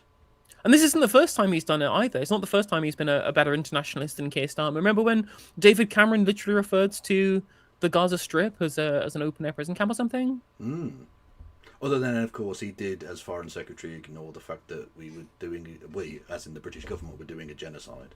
I mean, he was in the Foreign Affairs Select Committee. First of all, he didn't know whether Gaza was occupied or not. Spoiler alert, it is occupied under international law. And then second of all, he was just like, well, nothing ever passed my desk about the international stipulations around war crimes and selling weapons to Israel. Nothing passed my desk, despite the fact that the at the time chair of the Foreign Affairs Select Committee, Alicia Kearns MP, had already had audio of hers leaked to The Guardian of her saying, yeah, it's obvious we've been given legal advice that we're potentially breaking international law here and the government have done nothing. True. It's quite funny. £70 billion over the spending review period. Mr. Speaker, that is a record. The Defence Investment Plan gives us capability we need for the future. That sets a new record. Well, I mean, look, you say, Papa Flo in chat, that David Cameron at least gave pleasure to a pig. Can Keith even claim that? He did give pleasure to me when he started crying. So, like, he has pleasured one pig. That's true. Mr. Speaker, of £300 billion over the next 4 years. That will be invested in drones and autonomous weapons, the largest ever investment, strengthening the UK's nuclear capability, upgrading our naval bases in the most significant way for 45 years, and confirming our commitment to the next generation of fighter jets. That is what is needed to keep our country safe. Yay! Death and destruction! Woo! Well, at the very least, he's saying what the money is being used for, which is significantly more than what we're getting from the Tories and Reform, which is just more money equals better. And I'm like, well, no. Actually, no. We need to explain how it's being used. Yeah. Mr. Speaker, he didn't say that it was enough, and that was a very long list of things that he's not yet paying for. It is not right, and it is not fair, certainly not to our troops who put their lives on the line for all of us every single day. 3 weeks ago, Mr. Speaker, 3 weeks ago, the Defence Secretary resigned, saying, I am being forced to make decisions that would increase the risk to personnel on operations and could make the country less safe. Since that letter, the Prime Minister has only increased spending by 0.01%. We can count. Don't care. The generals can count. Yeah, no one cares. Count. The Kremlin can count. His plan doesn't add. Yeah, the Kremlin can count, but the Kremlin can't do anything because it's literally still bogged down in eastern Ukraine 4 years later. Like, what is the threat to us? What, the fucking Belgians are going to have a dig? What? Like, shut the fuck up. Well, they're still talking about how like China and Iran are going to be attacking us, which just isn't going to happen. Well, China too busy China too busy like stealing bits and pieces of Bhutan to care about what the fuck's going on in like, the British Isles. What the fuck are the Iranians going to... Look, the Iranians don't need to do anything. Anyone fucks with them. Oh, what's that? You enjoy oil, do you? Tap goes off. That's it. That's all they need to do now. Yep. It's been absolutely proven. Just them saying, maybe we'll shut it down, will be enough to get every fucking leader around the world to go, actually, you know what, lads, let's negotiate, shall we? Who the fuck are Iran going to invade? Jesus Christ. We literally don't face threats. Now, that's not to say you can't plan ahead and that you shouldn't invest something in your own defence, but this isn't being done for defence. This is being done to upgrade fucking bases in the UAE and the Chagos Islands. It's a fucking joke. And again, just to slob on Trump's knob, because he said the 3.5% of GDP needs to get hit. So we're paying our way. And I'm like, you're paying, you chose to spend 3.5% of GDP on defence. No one asked you to. We didn't request this from you. You did it of your own accord because you wanted to throw public money at defence contractors because you're corrupt. You know, don't try and force us to be corrupt as well. Like, there was some fucking Labour lord on Radio 4 this morning who said, things like welfare are unimportant when you lose a war and you have Russian, Chechen stormtroopers coming down the street, raping women and killing people. And I'm just like, okay, not only... Those are the two options, are there? Yeah, not only are there Russians going to be invading the country, but Muslimic Russians as well. The worst kind of Russians. Well, if you're going to be any kind of Russian. Ramzan Kadyrov is going to be down there dicking down your wife tomorrow. Unless we give all the money to BAE Systems now. Honestly, they've gotten out of the real fault or the real bad outcome of the USSR crumbling is that the Red Scare terrorists they've lost their edge.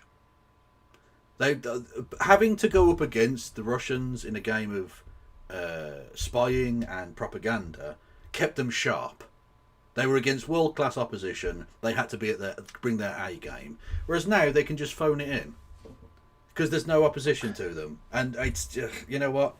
It's sad to see. We used to be a real country. We could do Red Scare tactics really well, and this is embarrassing.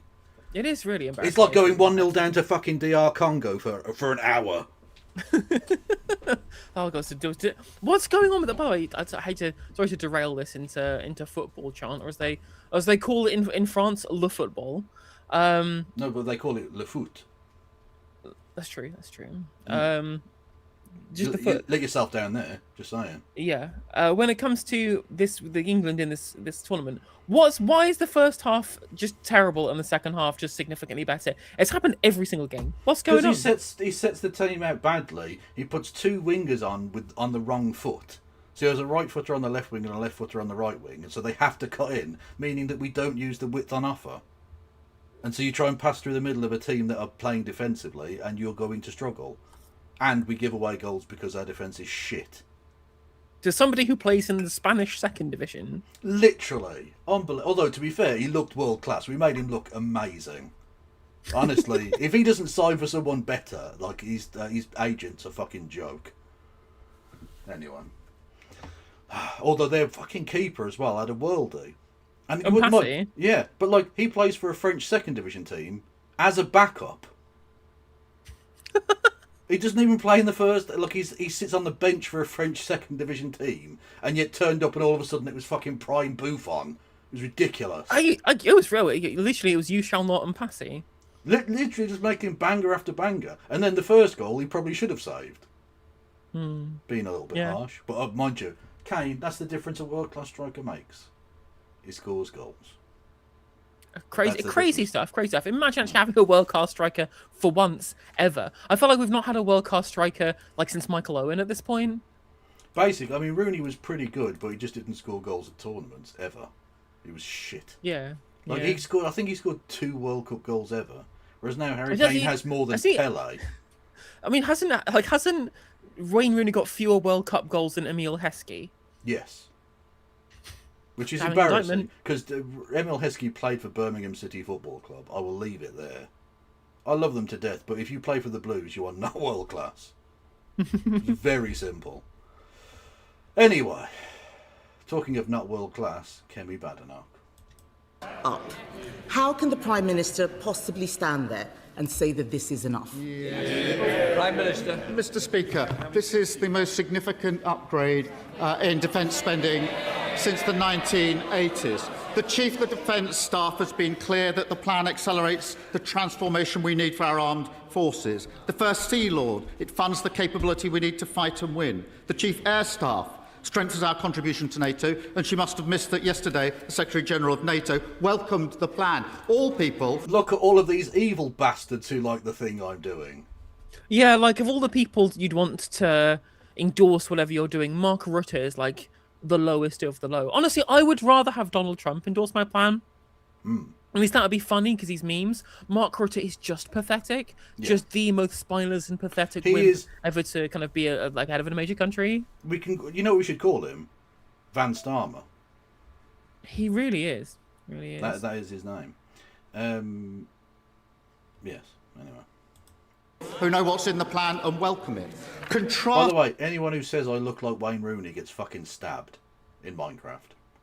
Okay? Even though it's not only rude, it's just fucking stupid. It's just not true. Rooney looks like a cross between a big toe and Shrek. Behave yourself. He does. Whereas I just look a bit like that. So it's totally different. If that logic is true, Jude Bellingham is shit. Well, yeah, but he played for us when he was 17. And he was already too good for us then. That's what I mean. He moved on very quickly. We got Emile Heskey after he was good. What's that, Mr. Speaker? Although he did a job for him. I'm being rude there, but you get the idea.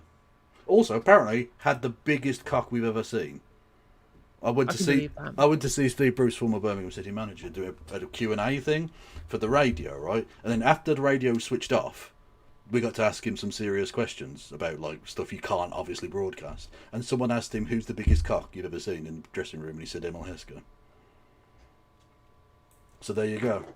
And that is a man who's seen a lot of penises. With their record in government, because they hollowed out the armed forces. Their record is cutting defence spending. My record is raising it to £300 billion and rising. Their record is cutting frigates by a quarter, cutting mine hunters by a half, and leaving 47 of 49 defence programmes delayed or over budget. My record is the biggest boost to defence investment since the 1980s. Their record is missing army recruitment targets every year for 14 years. We've given our armed force the biggest pay rise for 20 years and increased defence funding by £15 billion a year. That's a record I'm proud to stand on. Like this, there is a solid piece of rhetoric involved in all of that. Whenever the Tories do this, you can just point out and say, well, you said you'd cut immigration, and when you're in government, you've massively increased it. You said you'd cut taxes, you increased them. You said you'd invest in defence, you decreased it massively. Like, why should we ever believe these bastards again? And the thing is, the people don't. They just fundamentally don't. And on top of this, you can just point it back to them and say, well, we're having to make up for your mess in terms of lack of funding in these areas, especially in capital funding. Yeah. Because we're now borrowing to fund this stuff at, significantly higher bond yields, when the Tories could have borrowed at basically free, because interest rates were actually zero at the time when the Tories were in government. And instead of actually funding the things with the infinite free money tap they had access to, they did austerity and murdered poor people, and also hollowed out defence capacity as well. Yeah, have we thought about hollowing out defence capacity and kill all the poor? Literally. It was literally government policy. And then they turned up to the fucking Paralympics and wondered why they got booed.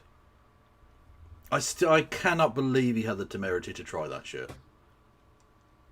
Mr. Speaker, the Chief of Defence Staff is an honourable man, and what he and the Mark Corrigan X's to doubt? X's to doubt, chat? Maybe? NATO Secretary General have done is welcome the fact that a plan has been published. Just that it's been published. They've been waiting for over a year. Strategic Defence Review was last year. He is an honourable man, Mr. Speaker, who is having to make do with very little. The threat level has dramatically changed in the 2 years that the Prime Minister has been in office. Poland, since the Prime Minister took office, Poland has increased their funding to 4.8%. Germany has increased... To be fair, Poland faces an external threat. On its border is a nuclear-armed nation, which has been belligerent to bordering nations. It makes sense that Poland would do something like that. We do not face that threat. No. And we are nuclear-armed as well, so they're not going to go after us, are they? Exactly. Now maybe Poland should be spending more of its money on nuclear weapons. Well, unfortunately, this is the lesson that has been learned by a lot of authoritarian governments, right? The lessons that ultimately were learned from Iraq and Libya are, it doesn't matter how much you get on with the West, you can sell them all the oil you like, you can buy their weapons, you can be a great client fucking dictator. As soon as it's convenient, they'll kill you, if they can. Look at North Korea. They got nuclear weapons. Ain't no fucker invading North Korea. Not a chance. So you just told everyone in the world, get nuclear weapons and you can do whatever you fucking like. Because you've become untouchable. Yep, absolutely. And again, like the level to which that we were supposed to be scared of North Korea getting nuclear weapons that obviously they were never going to fucking use, because why the hell would they? Well, they have no incentive to use it. Likewise, the Iranians don't have the incentive to use it anyway. And yet the one country that is in the Middle East that definitely would have an incentive to use nuclear weapons, no one is allowed to criticise. Yeah, the one country that would definitely use them if they were ever existentially threatened is the one country that will never admit they have them. And the other one that says that everyone else definitely can't have nuclear weapons is the only country who's ever actually fucking used them. Yep. Brilliant. Don't you just love the world? So fair and just. To 3.7%. This year, Russia will spend 10% of GDP on defence. Well, that's because their GDP is dog shit. It's not that they're investing so much because they're going to get better. A, their military has been hollowed out by stupid fucking wars. and B, their GDP is terrible, so spending any amount of money will be a large percentage. Yeah, exactly. If we spent 10% of, look, we'd be able to buy everything ever, and we'd be bankrupt. Meanwhile, but fucking BAE and Boeing and fucking Raytheon would love it, I'm sure. Britain is spending it all on welfare. Even the limited Oh plan yeah, that it's he spending it all on welfare, not pensions. No. And even then, pensions like, good. even if you include pensions, our welfare expenditure is still lower than most other, like, OECD countries as a percentage of GDP. No, but we're spending all of it. Every single All of it, penny is yeah. on welfare. Everything. has announced has completely unravelled because he hasn't found the money to pay for it. It is £5 billion short. We all know that he is leaving this mess to his successor. So can he confirm that the member for Makerfield has agreed to fund the shortfall? Prime Minister. Mr. Speaker, what they did was to cut defence spending.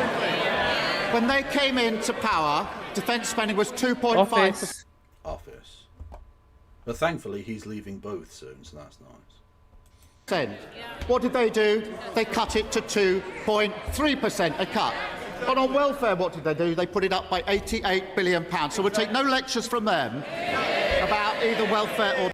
I do hope, if there's one thing that I hope from Andy Burnham, is that he stops saying we won't take lectures every fucking week. Oh my fucking god! Yeah, literally. I want it. I will be absolutely furious if Mr. Northern non-robotic charisma man continues to say we will refuse to be lectured, or I'm laser focused on XYZ. This is our government's primary goal. Or if he, and I also don't want to hear him say fucking let me be clear. None of these things. Well, he did say let me be clear the other day. I'll allow him the odd one because it is a perfectly reasonable statement. It's when it's let me be clear and then you say the most opaque thing ever. At the very least, Andy Burnham, when he says he's going to be clear, he is at least somewhat clearer than Keir Starmer is. That is true. Although he does have the propensity to go with like slogans, so like place before politics or place before party and people before party and all this sort of stuff. And also I noticed another one in his speech the other day, good growth. He get ready to hear the phrase good growth a lot more. Yeah, we can hear that all the time. We can hear good growth in every postcode. defence. This is £15 billion of new investment for defence, delivered outside of a budget. As was pointed out in chat the other day, bad growth would just be cancer. You know? Outside of a spending review. Mr. Speaker, that's about £1 billion a year over 4 years. Because of the decisions at the last budget, we've got headroom of 22. Yeah, maybe he'll just northern it up. I'll not be taking lectures from these daft apiths. Eh? You daft bastard. Yeah. £1 billion. That is precisely so we can take decisions like this. We delivered it out. I'll not be taking lectures from this Burke. Outside a budget, outside a spending review. And then fucking Beaker will stand up and go, "That's not very parliamentary. Withdraw the statement." Beep, beep, beep, beep, beep. Just like we did with the special educational needs, outside a budget, outside a spending. On the subject of things not being parliamentary, I do enjoy that Kemi Badenoch's entire picture is it's literally all can be summarised with, or they will borrow more. And then Britons will be even in a deeper shit. I'm sorry, that's not parliamentary. True. Have you seen that clip? I have seen that clip, yeah. Bring up, show the class. It's one of my favourite clips. Oh god, I think because twice I've played the corruption is good bit. I've been given like suggestions of like top 5 African political memes or whatever on my. So I'll scroll back on my history when I was doom scrolling last night and see if I can find that particular little short. Yeah. Where is it? Oh no, I don't think I can. Maybe I was I must have been on the other fucking account. African political. It's Kenyan. It's in because he says Kenyans will be even in a deeper shit. Is the line that he says. Africa, cool. I think this was the one. Hang on. Good up. Hang on. Corruption is not bad. Corruption is... Oh, that's really quiet. Hang on. Hang on. Sorry. Kenya...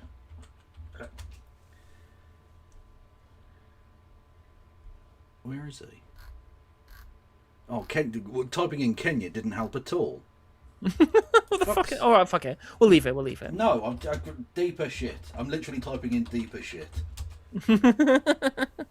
Here we go. Fucking Jesus H Christ. Right. Now. Right. Honorable Duale, I want protection from Honorable Duale. When he was speaking, we were... No, I don't think that is it. No, it's not that one. Okay. For some reason, it's I was thinking maybe Kenyans. Well, it also would help if I type the word deeper. Kenyans deeper shit. No. No. It doesn't. Honestly, I don't care. Anyway. Yeah, like fucking. Like, Just like the previous government did, Mr. Speaker, when they announced their 5-year NHS plan in 2018, outside a budget, outside a spending review. And what did they say when they were challenged about it, Mr. Speaker? I'll quote, "We will be able to explain exactly where every penny is coming from, but we will do that in the budget." That was the former Health Secretary, then the Chancellor. When they published their Integrated Defence Review in 2020, what did they do? They set up the funding at the next spending review. So let's drop the faux outrage, focus on what matters, the biggest sustained increase for 40 years, the biggest increase for 45 years, providing what is needed to keep the country safe. Mr. Speaker, he says that he's delivering this outside the budget. That's right, it should have been in the last budget. The Strategic Defence Review was published last year. It should have been in the last budget, not the next budget.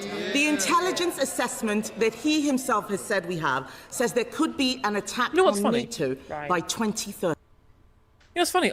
I don't know many people who are watching this at home who would give a shit about any of this. No, I genuinely would. Yeah. I mean, it's interesting. Again, it seems such an SW1 thing to care about. Like, most people, again, have the same position that we do, which is that we think we're probably safe with nuclear weapons on an island, right? Like, most people are far more concerned with local issues. And I've seen so many people, including John Major of all people, come out against Andy Burnham and said essentially, oh, we can't have Andy Burnham as Prime Minister because, well, he may be good at fixing the buses. Is he really going to be able to represent Britain on the international stage when geopolitics is the way that it is? Raphael Baer in The Guardian today going like, well, Andy Burnham's going to be forced to care about foreign policy. And I'm just like, no, actually. I think it's good that we actually have a politician who potentially might actually care about this country. Do I think he's going to be good? The jury's out, right? They're certainly not looking great in terms of his current appointments, right? But at the very least, the fact that he's been good with the buses will be a significant improvement on literally every other prime minister for the last half a fucking century. True. Or they will borrow more. And so Kenyans will be even in a deeper shit. Oh, no, that is not parliamentary. I'm sorry. Parliament will be in a deeper hole. That hole. Corruption is not bad. Corruption is only bad if I'm not involved. Yes. But if I'm part of that corruption, I'll defend it.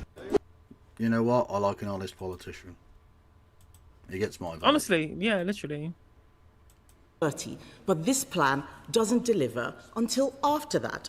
£5 billion is missing from his plan. It also relies on £11 billion. That's an amazing typo, someone in chat. Has she mentioned the Chaos Islands yet? I love it. Oh, that's a beaut. Or maybe autocorrect did you dirty, I don't know. Identified savings. The plan has unravelled. It is a total dereliction of duty, and I'm not the only one who thinks so. The Times newspaper said today the Prime Minister's legacy... Whoa!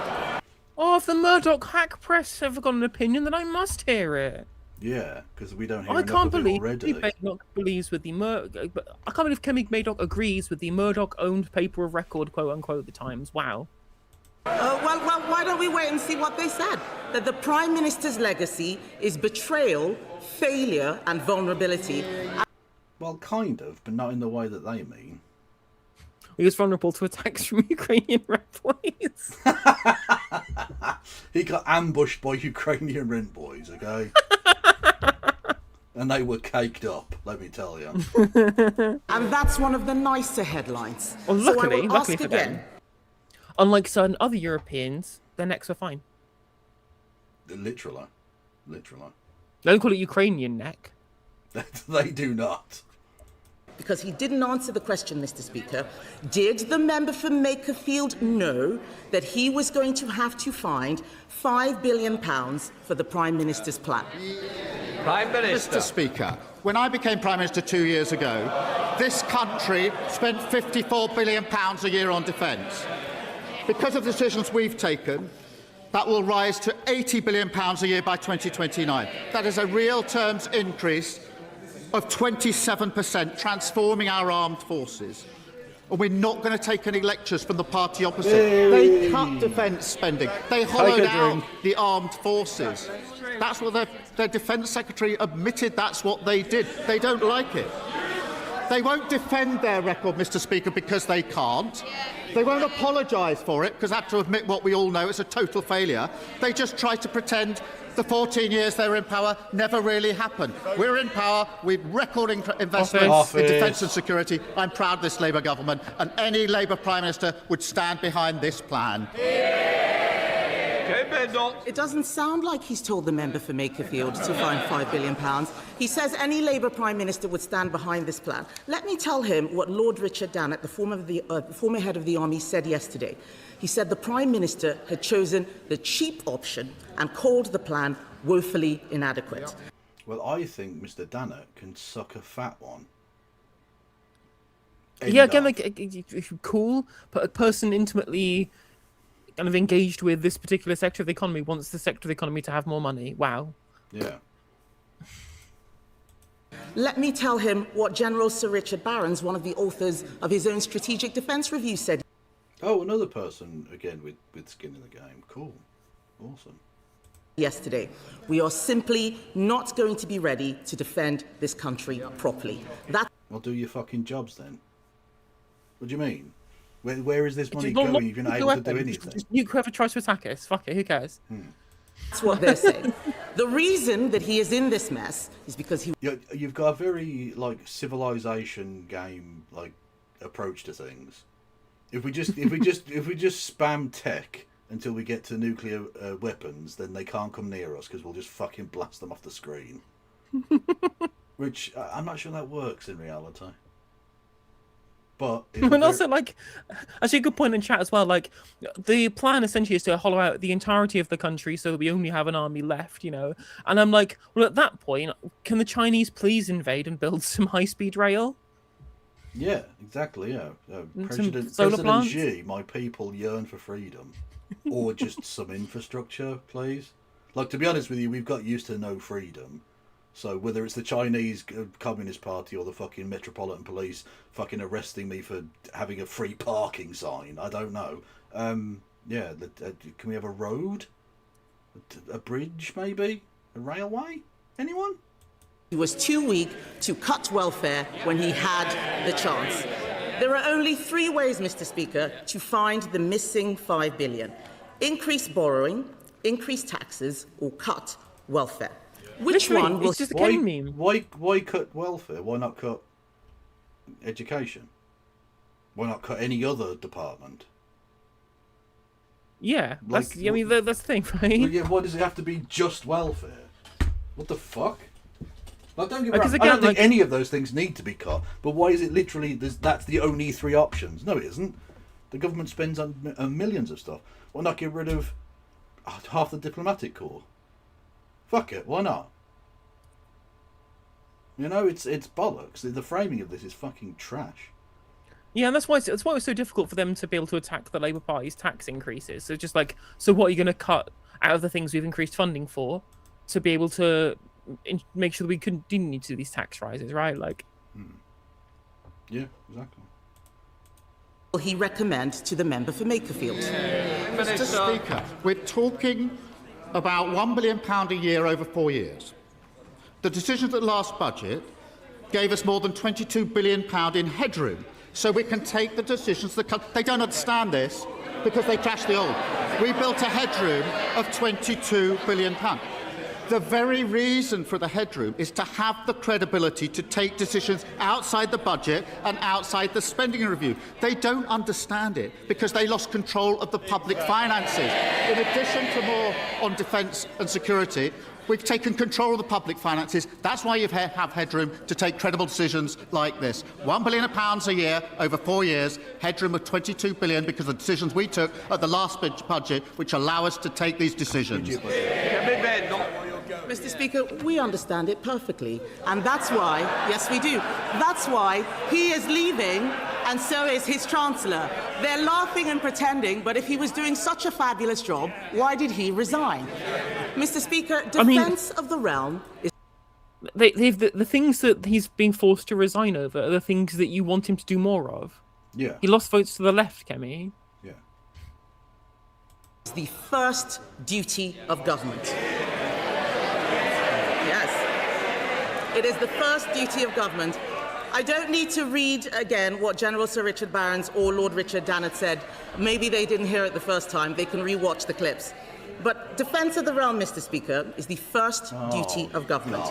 Britain is facing a Defence of the realm like it's the 50s. Shut the fuck up, man. I mean, no one. This is not winning votes from anyone. This is SW1 shit.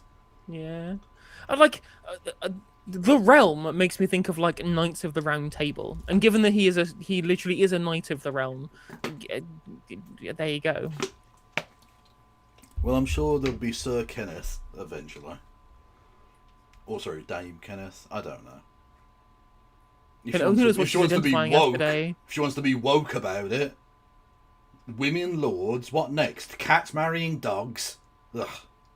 Moment of danger, unlike anything in our lifetimes, unlike anything that we saw even in government. We need a plan to fund our armed forces that meets this moment. They are the government for now, not for 10 years ago. And the fact is, Labour's plan is too weak, it is too little, and it is too late.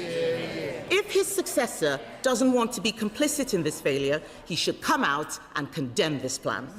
The money must be found, Mr. Speaker, and that money should come from cutting welfare, something... God almighty, she's scum. I mean, like Helen Whately was doing this shit as well, like carrying out those same £23 billion welfare cut lies that Kevin Hollinrake was talking about on Question Time. I mean, don't know if did you get as angry as I did when he was just like, we can cut from 23 billion from the welfare budget, couldn't name what those things were, admitted that he didn't know and there was no actual justification for the figures that he'd said, and then he also lied about how PIP works. Did you get as angry as I did? Because I got fucking angry. I very much did, yes. He's an awful gobshite. He is, absolutely. Well, thank you, Vicky, for the £5 super chat. Why does my defence never include my housing, health, food, etc.? And that's another thing that's very frustrating, is that the people who are being asked to stump up the money to be able to pay for defending this country are people who don't gain anything from this fucking country, get nothing from this, right? Like, if it's true, which I don't believe, but even if it were true, that the threats were existential and therefore this country needed a huge amount of kind of force majeure in terms of defence, then surely it should be the people who own the fucking country who should be paying to defend it, right? Yeah. Like, it's not my fucking private equity firm that owns half of Mayfair, right? It's not, these mega landlords like Amsprop or whatever it is that are the ones being asked to pay for this, right? Given how much of the assets of this country are owned by billionaires and the royal family, how about those motherfuckers pay for the defense of the assets that they own? Us lot, right? I own this my own little patch here. Okay, I've got my little nest egg, right? You do to your mortgage holder as well. I'm sure some people at home have got some possessions that they enjoy as well, right? We do not own this country. The people who actually stand to lose financially from our country being attacked are not us. Yeah, it's going to be the fucking people who own that shit. They should pay. And it reminds me that I don't know if you saw today Prince William, who actually said a true thing when he was describing homelessness as a systemic issue. And I'm like, oh, well, yeah, true, good, but your family live in fucking castles, mate. Like, literally live in castles. Multiple, plural castles. Maybe you could do something about this situation as a family, because you own all of Cornwall as well. You know. Yep. Just a thought, lad. Just a thought. I'm sure you'll can find a very good buyer for the Duchy of Cornwall, and think how many frigates that'll pay for. True. Because frigates are the weapon of the future. These Labour MPs will not do. And if the Labour Party cannot defend our country, Mr. Speaker, what is the point of them? It's just all talk. What did they actually do? They cut defence 2.5% down to 2.3% in their 14 long years. You what, sorry? This was a waste of time, wasn't it? Just the same answer 3 times all over again. Yeah, yeah. And what did on welfare? They put the bill up by £88 billion. So no lectures from them. They failed in the first Literally duty just of government. accepting that welfare is too high because the Tories made it high, even though there was the pandemic that did that. And then essentially we should be cutting welfare to fund defence, and we have cut some welfare and we're now funding defence, and the Tories didn't do that. We're better at being Tories than the Tories. And if that wasn't a damning indictment of the Labour Party Did you know the under royal Keir Starmer, family then I don't know what apparently is. owns 16% of the planet's land mass? What? Hang on. Did you know the royal family apparently owns 16% of the planet's land mass? That isn't... Well, our royal family, or all royal families? That can't possibly be true in the case of just our royal family. That's the House of Saxe, Coburg and Gotha. They do not own 16% of the planet's land mass. That is not true. I do not believe this. But thank you for the £5. I do appreciate that. Even if you are spreading disinformation. They won't defend their record, will they? They won't stand here and defend it because they know that never do they stand here and defend their record because they can't. 14 years of failure. They don't get up and apologise, which is what they should do, because they would admit what we all know how much they failed. So they just sit there pretending it didn't happen. Well, it did happen. You hollowed out the armed forces. We're correcting you. And I'll tell you what else. When we came into power, public services were on their office. You came into He does it all the time, every time. knees. Today, we've seen the fastest fall in NHS waiting list for 17 years. When I became Prime Minister, we inherited a broken economy. Today, we're outperforming the other G7 economies. When I became Prime Minister, our international alliances have been shredded. Now other countries are looking to us to lead on defence and security. Foundations of a stronger and... Yeah, I'm not sure about that one, champ. fairer country. Britain in a better state than we found it. That's the difference a Labour government makes. I enjoy Mr. Satnavatron in chat. Says, I will sign up tomorrow if we're going after the Dutch. And that's really is the Austin Powers moment, given this is a lefty channel of there are 2 things in this life that irritate me. People that are intolerant of other people's cultures, and the Dutch. Yeah. Now, the reason the Dutch are quite cool is because all of their right-wing fuckers pissed off to South Africa. That's literally it. That's literally it. And then pissed off to America. And then pissed off to America, yeah. And honestly, given how badly they performed at the World Cup, I reckon we could take them. They got no defence either, just saying. And got no fans? Ain't got no fans. Your stadium's shit, your country's really flat, and your cheese is overrated. Yeah, I said it. You want some? I'll give it you. Yeah. You want some cheddar? Yeah. Thank you very much, Mr. Speaker. 2 of my constituents, Cody and Liam Townend, and another mum from Leeds, Zoe Is that Ward, a twink or a lesbian? all lost babies. I think that's a lesbian. I think so. But you know what? I appreciate her. It's Pride Month 2 Electric Boogaloo. That's the way I look at it. Babies in different tragic circumstances, but they all went to the same funeral director who did not treat their babies' bodies with the dignity, care or respect that they deserved. I will not repeat the shocking details here. The BBC, for their part, published what they could last year. But more shockingly still, the police found nothing actionable in either case because there is no regulation of the funeral industry, and the individual in question I'm is sure this still question operating in required Leeds. the Prime Minister to respond. Yeah. I'm not saying it's not important. I'm not saying that it's not something that's worth looking at. I just think the Prime Minister's questions... Doesn't seem to be really appropriate place. It's a little bit virtue signaling. Yeah. Also, but I want to say, Vicky, I missed your £5 super chat yesterday, but there is a great video on the upcoming hostile state threats bill, which was posted by Owen Jones interviewing Paul Holden this afternoon. So I highly recommend watching that. Look, I wasn't saying Gouda was bad. I said it was overrated. Yeah, it is overrated. I agree. I believe it's overrated as well. And I'm sorry, Sal and Sax. Cheddar is significantly superior. It is. Obviously, the oldest, maturest, stinkiest cheddar possible, right? Oh, yeah. Ain't none of that mild shit. Yeah, it's stuff that can clear a room. Absolutely. Absolutely. All I'll say is this, right? Cheddar gets rolled down a hill and it's internationally famous. You don't even have hills. Get over it. Okay. So true. Also, my top 3 cheeses are the most extra mature cathedral city that you've had in your life, feta, because that shit is so fire, and I love some Grana Padano. Those are my top 3 cheeses. Also, I'd like to spare a thought for Cheshire as well, but I think feta just edges. What's the Italian stuff? Is it Parmigiano? Parmigiano, yeah. Yeah, that shit slaps. It is good. I like the harder the cheese, the better. I like hard cheese or crumbly cheese. I occasionally enjoy a real stinky motherfucker, like a real nasty bastard. Yeah, like gorgonzola. Yeah. Although I used to like that more when I smoked, because you need some fucking punch behind it to even get past the taste buds at all. Yeah. You're literally Dobby from Peep Show. Quite literally, yeah. Don't give me none of your pussy cheese, all right? I need something I can taste. I remember that there's a Swedish cheese that I really want to try that I have not got a chance to try now. It's called Västerbottensost, which actually it's like very kind of a hard, stinky cheese. Yeah. I'm very interested in that. Smoked cheeses I can deal. Yeah, smoked cheeses are good. Halloumi's dog shit. Don't even come at me with that nonsense. Squeaky cheese. I mean, you don't want your. You want to have cheese that makes you sound like you're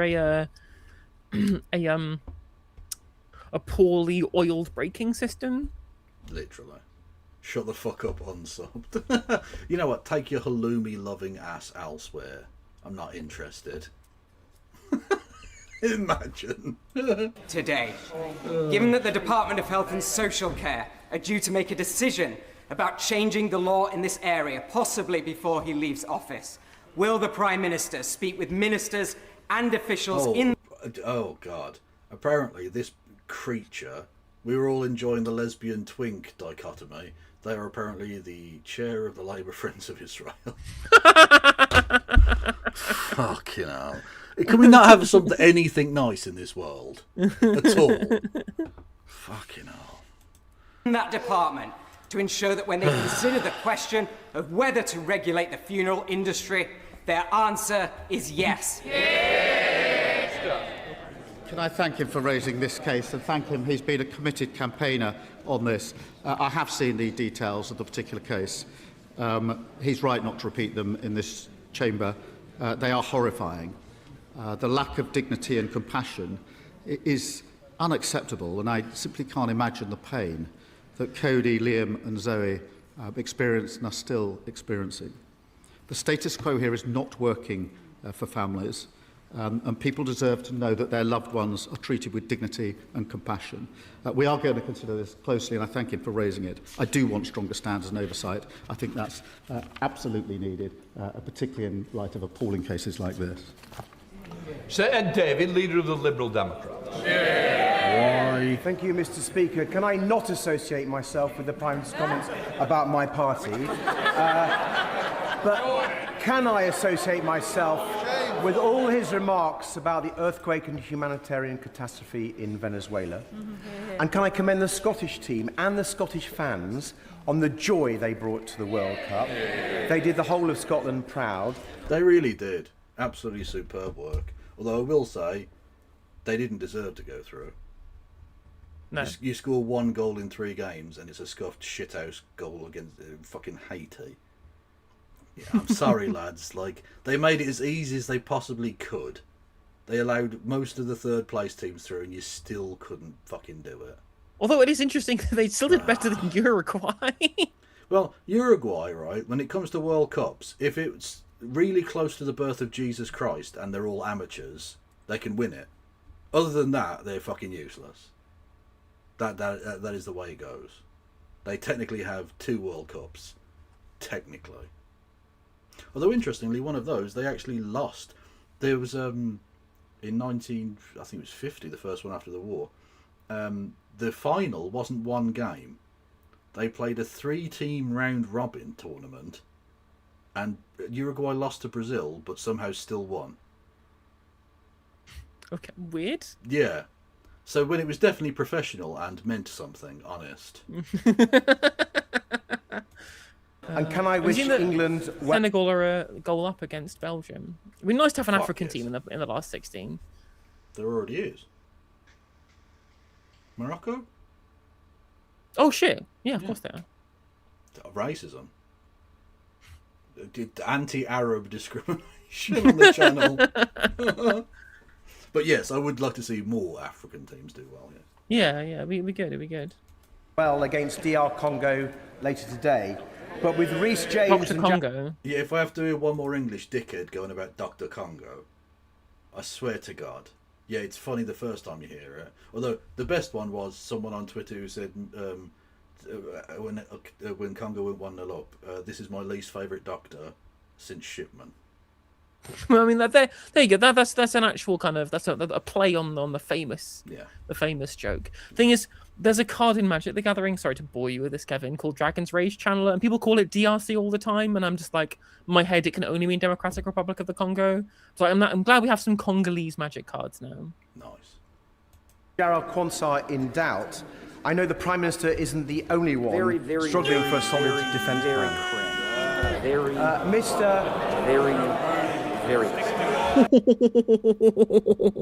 Very droll, Mr. Davey. Can you go back to killing people, please, Dad? At least that was interesting. Mr. Speaker, the wars in Ukraine and Iran show us how seriously we must take the threat of... Okay, I'm being told to transmit a thing. Is it from Takir Dragonstorm? Is that a reference you get? No, it's from Modern Horizons. Okay, Sully, why have you made me interrupt? To do a joke, to do a nerd joke that even the person it's supposed to be for doesn't get. Also, Dickhead. what I will say, whilst we're on this up, before we move off football altogether, what I am going to ask everybody is that everyone sends your energy for Bosnia and Herzegovina tonight, because they absolutely must beat the United States of America. Not just because it's the USA and I want them to lose as hard as possible. Sorry about that. Yeah. I want to get absolutely humiliated because it's the United States and they suck. But on top of that, it would also be incredibly funny given how much the USA kind of commentators and pundits have all essentially just said that it's a bye and that we don't care about Bosnia. We're just going to win because of the USA and we're great. They have to fucking lose. Yeah, that is true. Absolutely. But If they do lose, the Americans have to divide the country up, change the flag, and ruin it as a country economically for the next 30 years. Yeah, balkanization for North America, absolutely. But the problem is, of course, if Bosnia and Herzegovina do go through, Donald Trump will definitely invade Bosnia tomorrow. And that's that probably is likely to happen. But anyway, like if me and my kind of post-Yugoslav ideology should teach you anything, it's to root incredibly heavily for Bosnia versus the United States of America. Well, to be honest with you, if it was Satan FC against America, I think I'd be on Team Beelzebub. I mean, okay, Winston. Hey. Well, I mean, it's on top of this as well as is that just like somebody pointed this out to me on Twitter, and now I've just noticed that they were right. That Americans actively root against the underdog, or at least I've seen plenty of Americans on social media do this. Yeah. What? Just the level to which that exceptionalism is just baked into their fucking that's the thing. Political ideology. The whole thing is like you'll never hear an American sports fan going on about a team being unlucky. They're just shit. That's it. Like it's an entire part of their culture, that especially sporting culture, but it goes beyond that, of course. That like you just root for the best team. Except, of course, when it's America, because America is shit. But that's more of a nationalistic thing. But yeah, they'll always support like Brazil against fucking Curacao or something. Like, what the fuck is wrong with you demented bastards? Yeah, it's genuinely insane country. Yeah. Missiles and drones hitting our country. Our national security Senegal. requires the best possible missile defence system, including Royal Navy destroyers. But the funding in his plan for this falls dangerously short. I just want to say Ismail Assar has just put Senegal 2-0 up. Belgium. Honestly, bad day for the colonialists, except England. But yeah. The Germans went home, the Dutch have gone home. If the Belgians shit, go Kevin home, De Bruyne. I mean, dude, it does basically seem like the team, as far as I can see, in terms of my limited knowledge of football, that essentially the Belgian team of yesteryear, which had loads internationally recognised players, is now just Kevin De Bruyne, Tielemans, and then some people no one's ever heard of. Yeah, I mean, Thibaut Courtois plays for Madrid, Trossard plays for that's Arsenal, true. but yeah, I'm sorry, H. Vanaken, I don't know who you are. And you are. Oh, Lukaku's on the bench for some reason. Because he's fat and old. Oh, is he old? Okay, just hanging on like Ronaldo. Actually, he's probably not that old, but he is very fat now, and like, he's just not the shape of a. Well, he is ironically the shape of a football, but that is not good for a human. It's actually only 33. Yeah, but like like. He can't run anymore. Sometimes it may be good, Anyway. Sometimes it may be shit. At least the Senegalese are avenging the Congolese by beating Belgium. Literally. Yes. Can I crowbar in a joke about cutting off hands against the Belgians? I don't think I can. But that's what they used to do. People can think about that in their own heads. Yeah. I just wanted to put that out there because that's literally a thing that Belgium did. Oh shit! Mitch McConnell went unconscious and sent to hospital. Dead. Oh, come on, fingers crossed. Chat, come on now. Psychic energies together, chat, everyone. Imagine if America get beaten by Bosnia on the same day Mitch McConnell dies. Oh, America got defeated twice. Fuck yes. Thank you, Carl Brown, with a couple of gifties. Reminds me of the John O'Farrell thing when he was a student during the Falklands War, and he got up at about fucking 2 in the afternoon, as students do. And a policeman said that the HMS Sheffield had just been sunk, and he said, "Oh, the Sheffield have gone down." And he said, "Which one, United or Wednesday?" The policeman did not laugh. Yet the Prime Minister's rejected our proposals for defence bonds, which were used in the past to rearm our country. So can the Prime Minister tell us why has he chosen to leave our country so vulnerable to missile attack? You are a fucking minget, Davo. Honestly. And again, just like we advocate for loads of extra borrowing to fund defence at significantly higher interest rates than when I was in office, where we cut defence and didn't issue bonds. Okay, cool. Well done. You've decided that austerity is bad now. No one believes you. Please go away forever. Yep. Prime Minister. Can I first join him on his comments about the Scotland team, the Scotland fans, and wish... I mean, it's almost like you forgot that entirely and completely in your opening remarks, because you don't consider yourself to really be the Prime Minister of Scotland, Keir. It's almost like you're literally just like an M25 bitch, Keir. England well. I'm not sure about his gag. He was getting a bit better the other week, but he's gone back down. I'm afraid that one is a red card. But, Mr. Speaker, our defence investment... Right, it's ironic because you're about to be subbed off, mate. See, that's quite a good football joke, Keir. I could write good jokes for you, and I'd rather die. Plan gives our country what we need to fight now and into the future, the capability that's been assessed through the strategic review.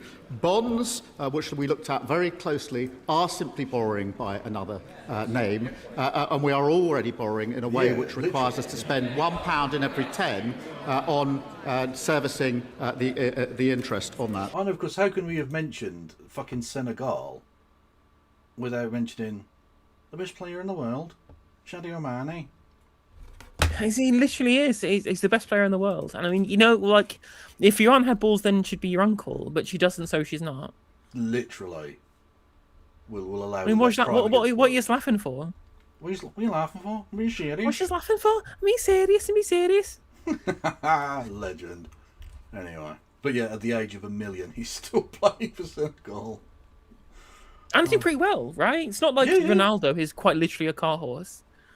Well, no, the And a problem. rapist. The problem with that, of course, is that and a rapist. But the real problem at a team level is he's also essentially the head coach.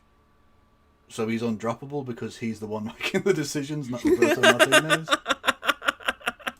So you're gonna have to put with a 44-year-old who can't move. Okay. You know what's really good about this World Cup is that now both Messi and Mbappe have passed Miroslav Klose in the all-time World Cup record goal scorer leagues, which is great for multiple reasons. First of all, Mbappe, like, what the fuck is going on with that guy? He's only 27. He's got like 3 more World Cups left in him potentially. Yeah. Meaning that he might just end up on like 30 World Cup goals, which And would be fucking insane. Kind of based, actually. He's a bit of a leftoid. Yeah, he's also just really good. Yeah. And second of all, like, I'm very glad Miroslav Klose isn't like this historic goal scorer, because he's literally just like the modern equivalent of the kid that like stood on the jumpers at lunchtime and just kind of potted every single goal in, like, True, stealing but like, goals off everybody.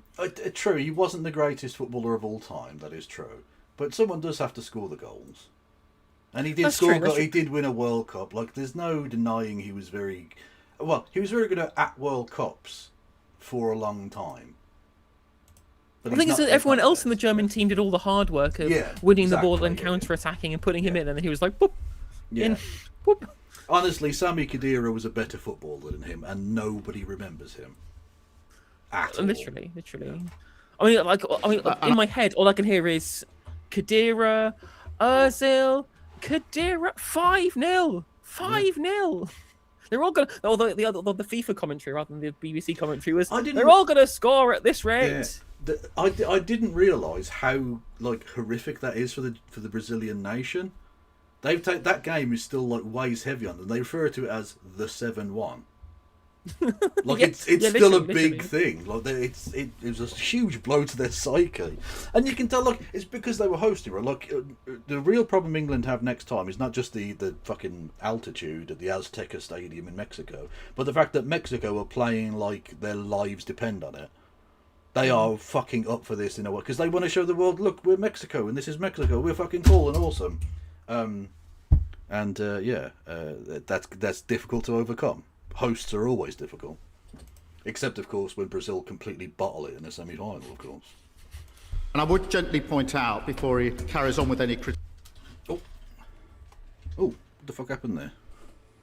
...of our plan, that he sat in a cabinet that cut defence spending by 22%. Said Debbie. The Prime Minister knows that our defence bonds are within his own fiscal rules, that he's had advice from his own team that he should adopt them, and I hope the Right Honourable Member for Makerfield will listen. But, Mr Speaker, I have another concern that I think the Prime Minister will share. The rising tide of racist violence and hate that we're seeing... Okay, I haven't watched it. I genuinely haven't. If he goes on to say anti-Semitism and not, like, the terrorist attack against the Muslims... I might scream. I mean, it's crazy. Like, it was a multiple stab. 8 people got stabbed or something. It was an actual terror attack. Yeah. And deliberately so as well, as far as what I'm made to believe is that it wasn't being done. It wasn't like there was a specific motive which hasn't been found in the Golders Green incident, right? Yeah. If I remember correctly. Yes. Indeed. ...being in our country, and the way it's being incited and normalised, including, I'm afraid, by some members of this House. I was talking to a British friend... I agree. It's someone going on about fucking, doing Rivers of Blood tribute acts would be bad, wouldn't it? I agree. And especially if those same Rivers of Blood tribute acts then got quoted by a high-profile representative of the far-right party in this country. Yeah. Interesting, that, isn't it? ...of Indian ancestry, who told me how reform activists came to her door and said that if they get into power, she and her family will have their passports seized and their citizenship revoked.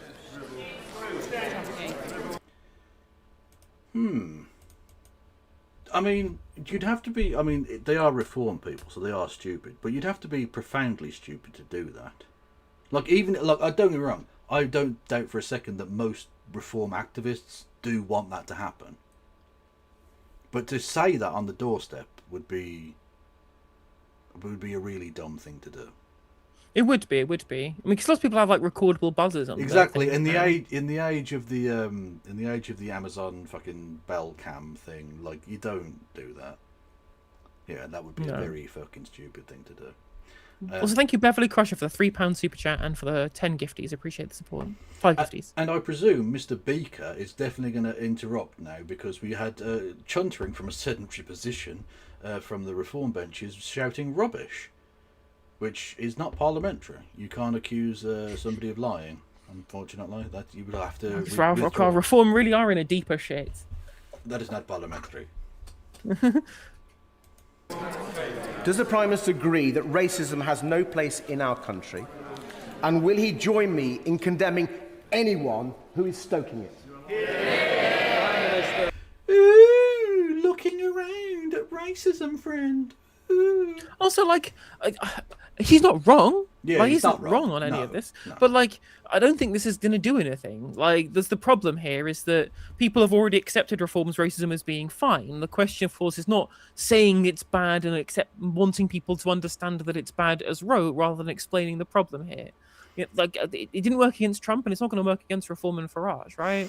Well, it might not stop them from getting into kind of, either a majority or a minority government or whatever. But from Davy's positioning, if he can position himself as one of the bulwarks against it, he might be able to pick up 1 or 2 marginals from people who might vote Green but think, well, the Greens can't win here, so stop Reform type thing. You know what I mean? That's probably his political mathematics on it. Yeah, that makes sense. Can I thank him for raising this? It is really important because our politics is becoming more diverse and racism and intolerance is permeating everywhere. And we have to deal with it. I wonder if having an incredibly draconian attitude towards migration from all sides of the House might have something to do with that. Keith.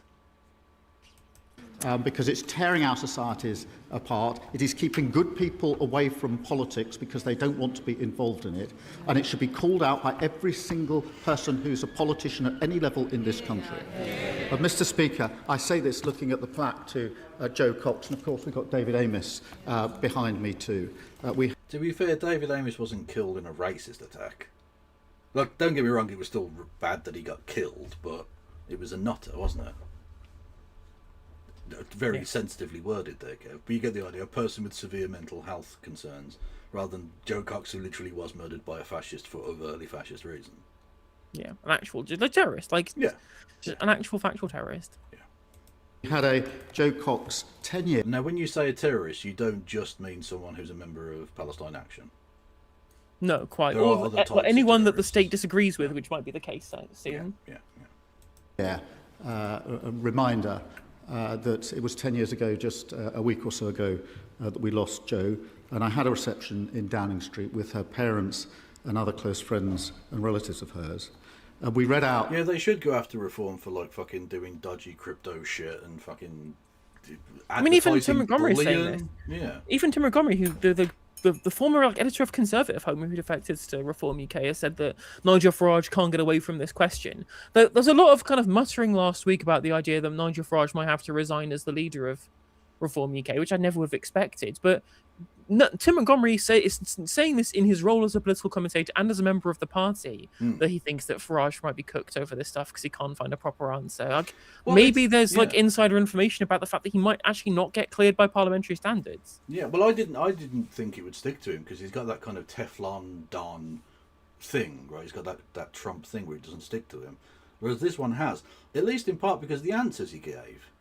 You can't come out and be an arrogant prick and be like, it's none of your business. Also, curious, it was a gift and it was for Ferraris, right? Like, well, not just that. I mean, you can for Brexit. Yeah, I mean, those are just obvious lies, which again, Reform people don't really care about. It's the arrogance of like coming out and to journalists saying it's none of your business. Well, if you want to be Prime Minister, actually, it is. It is literally their business to ask these questions. And secondly, saying I could spend it on Ferraris if I wanted. Oh, real man of the people. Do you think the people of fucking Sunderland want to elect a wanker like that?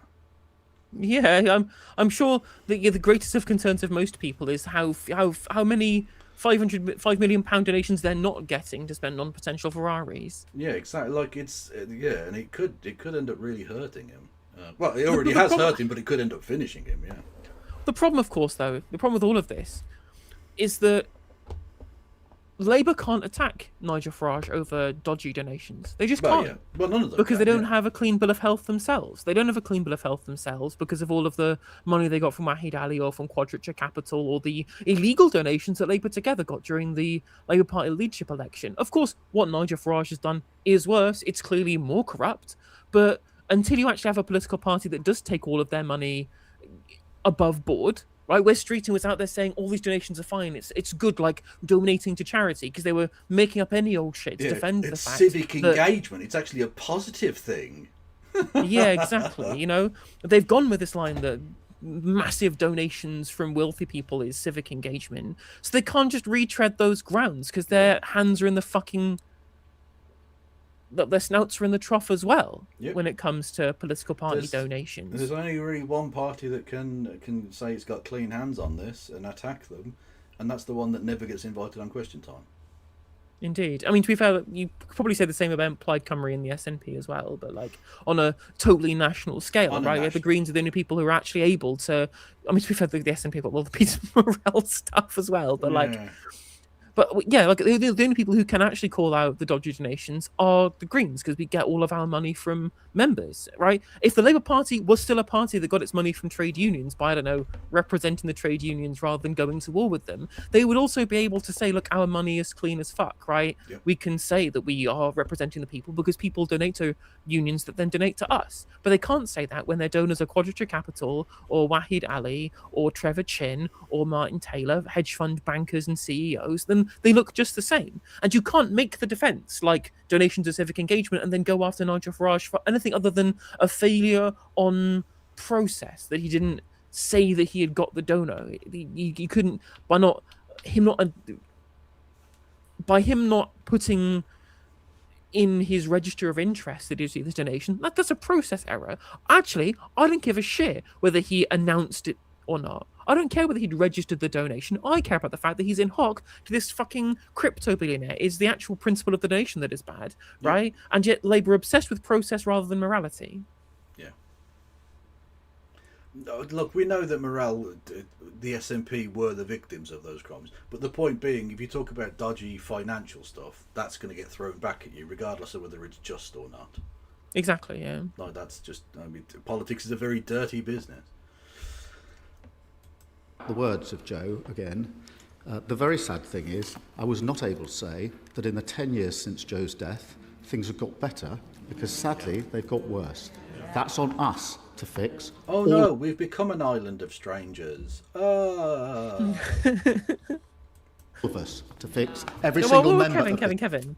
He never heard of Enoch Powell. Well, that's definitely a person who should be Prime Minister. Someone so Dr. No Hinterland. Blindingly ignorant of British political history. Yay. House, whatever their party in, and anybody who flames it should be absolutely ashamed of themselves. You did that! That's you, that is! Yeah. Also, there's no way he hadn't heard of him, because he was a fucking human rights lawyer who dealt with immigration cases. And Enoch Powell was a former immigration minister, rather infamously. There's no way he hadn't popped up on his radar ever. That's bollocks. No, I mean, given what I read in the article about how much of a dullard Keir Starmer is, I fully believe that he'd never heard of him. Well, he may have read his name. Well, did he? Well, I presume he did used to read documents at some point.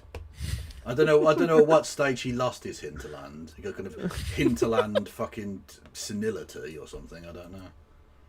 Mr. Speaker, can I associate myself with the comments of the Prime Minister about the legacy of Joe Cox? I know all of us in this place have been following the contest for number 10 quite closely in recent weeks, but amid the North versus South debate, I think it's about time we had someone from the Midlands. I agree. The Midlands has been unrepresented in this entire debate, let alone the fact that Scotland and Wales don't exist. Okay, we don't. So I'd like to invite this. So I'd like to invite this giant rat to speak on the floor of the House. He didn't invite me. What? who was ready to step into this important position for our country. So I'm delighted to say we have two fantastic Black Country lads, Jude Bellingham from Stourbridge and Morgan Rogers from Halesowen, who are both big football fan here. Big. They sports balled super hard, Kev. Yeah, they did the best shots and scored all of the goals. The problem with the Democratic Republic of the Congo is that they always try and walk it in. True. Been doing us proud in the contested England number 10 role against our game for Congo this evening. So does the Prime Minister agree with me that we should congratulate England on their progress out of the group stage so far? And does he also agree with me that we need to do more to support Prime Minister? Well, I thought the next few So he weeks... doesn't even get to fucking... What was his question? He never even got round to that bit. Does the Prime Minister agree with me that the football is good? Yes. Yeah, literally. He gets paid free tickets to go to the Arsenal every week. Yeah, he likes football. It's about to get quite interesting, Mr. Speaker, but can I... Look, we do all wish England the best of luck this evening. I'm not sure every member of the chamber does actually believe that. Kia. Like, I'm just saying, there are probably some people representing places other than England for whom that is not a shared wish. Also, by the way, I'd like to point out, Keir Starmer just posted on Twitter earlier today, I think it might actually be coming home, which is, of course, the kiss of death. For two reasons. First of all, you're the Prime Minister, like, everyone hates you, so yeah, kiss of death, obviously. Second of all, that's not what coming home refers to. It refers to the fact that Euro 96 was hosted in the United Kingdom. Oh, it doesn't mean when you're ejaculating in your domicile. It's true. Oh, okay. And every time those players step on the pitch, they represent the talent, ambition and diversity of this country. We're proud to be supporting the next to be fair, they generation. don't represent the diversity of the country. Yeah. So, like, two white people make the first 11. I was about to say, ironically, they were playing like a team of strangers during the first half. Just saying. Investing 400 million into grassroots facilities and over £1 billion in school sports. And if Thomas Tuchel needs any advice on penalties, he should ask David Seaman, who slotted one past him just a few weeks ago. Dave Dougal. What? That's okay. I mean, did we? He said that like that was a reference we were all going to get. So presumably he attended some sort of event where David Seaman, the former England goalkeeper and former Birmingham City player, scored a penalty against the England coach. But we don't know about that. Okay, whatever, Keith. Just please go away. Good. Thank you, Mr. Speaker. Yes, his name's David Seaman. Shut the fuck up. There was also a player called Julian Dix. And Salman Butt played cricket for Pakistan. Salman Butt, yeah. The famous Swiss player Bernd Haas. It's a good one. That is a good one. Or David Seaman's former teammate, Nwankwo Kanu. That was his name. Just normal. Here he is.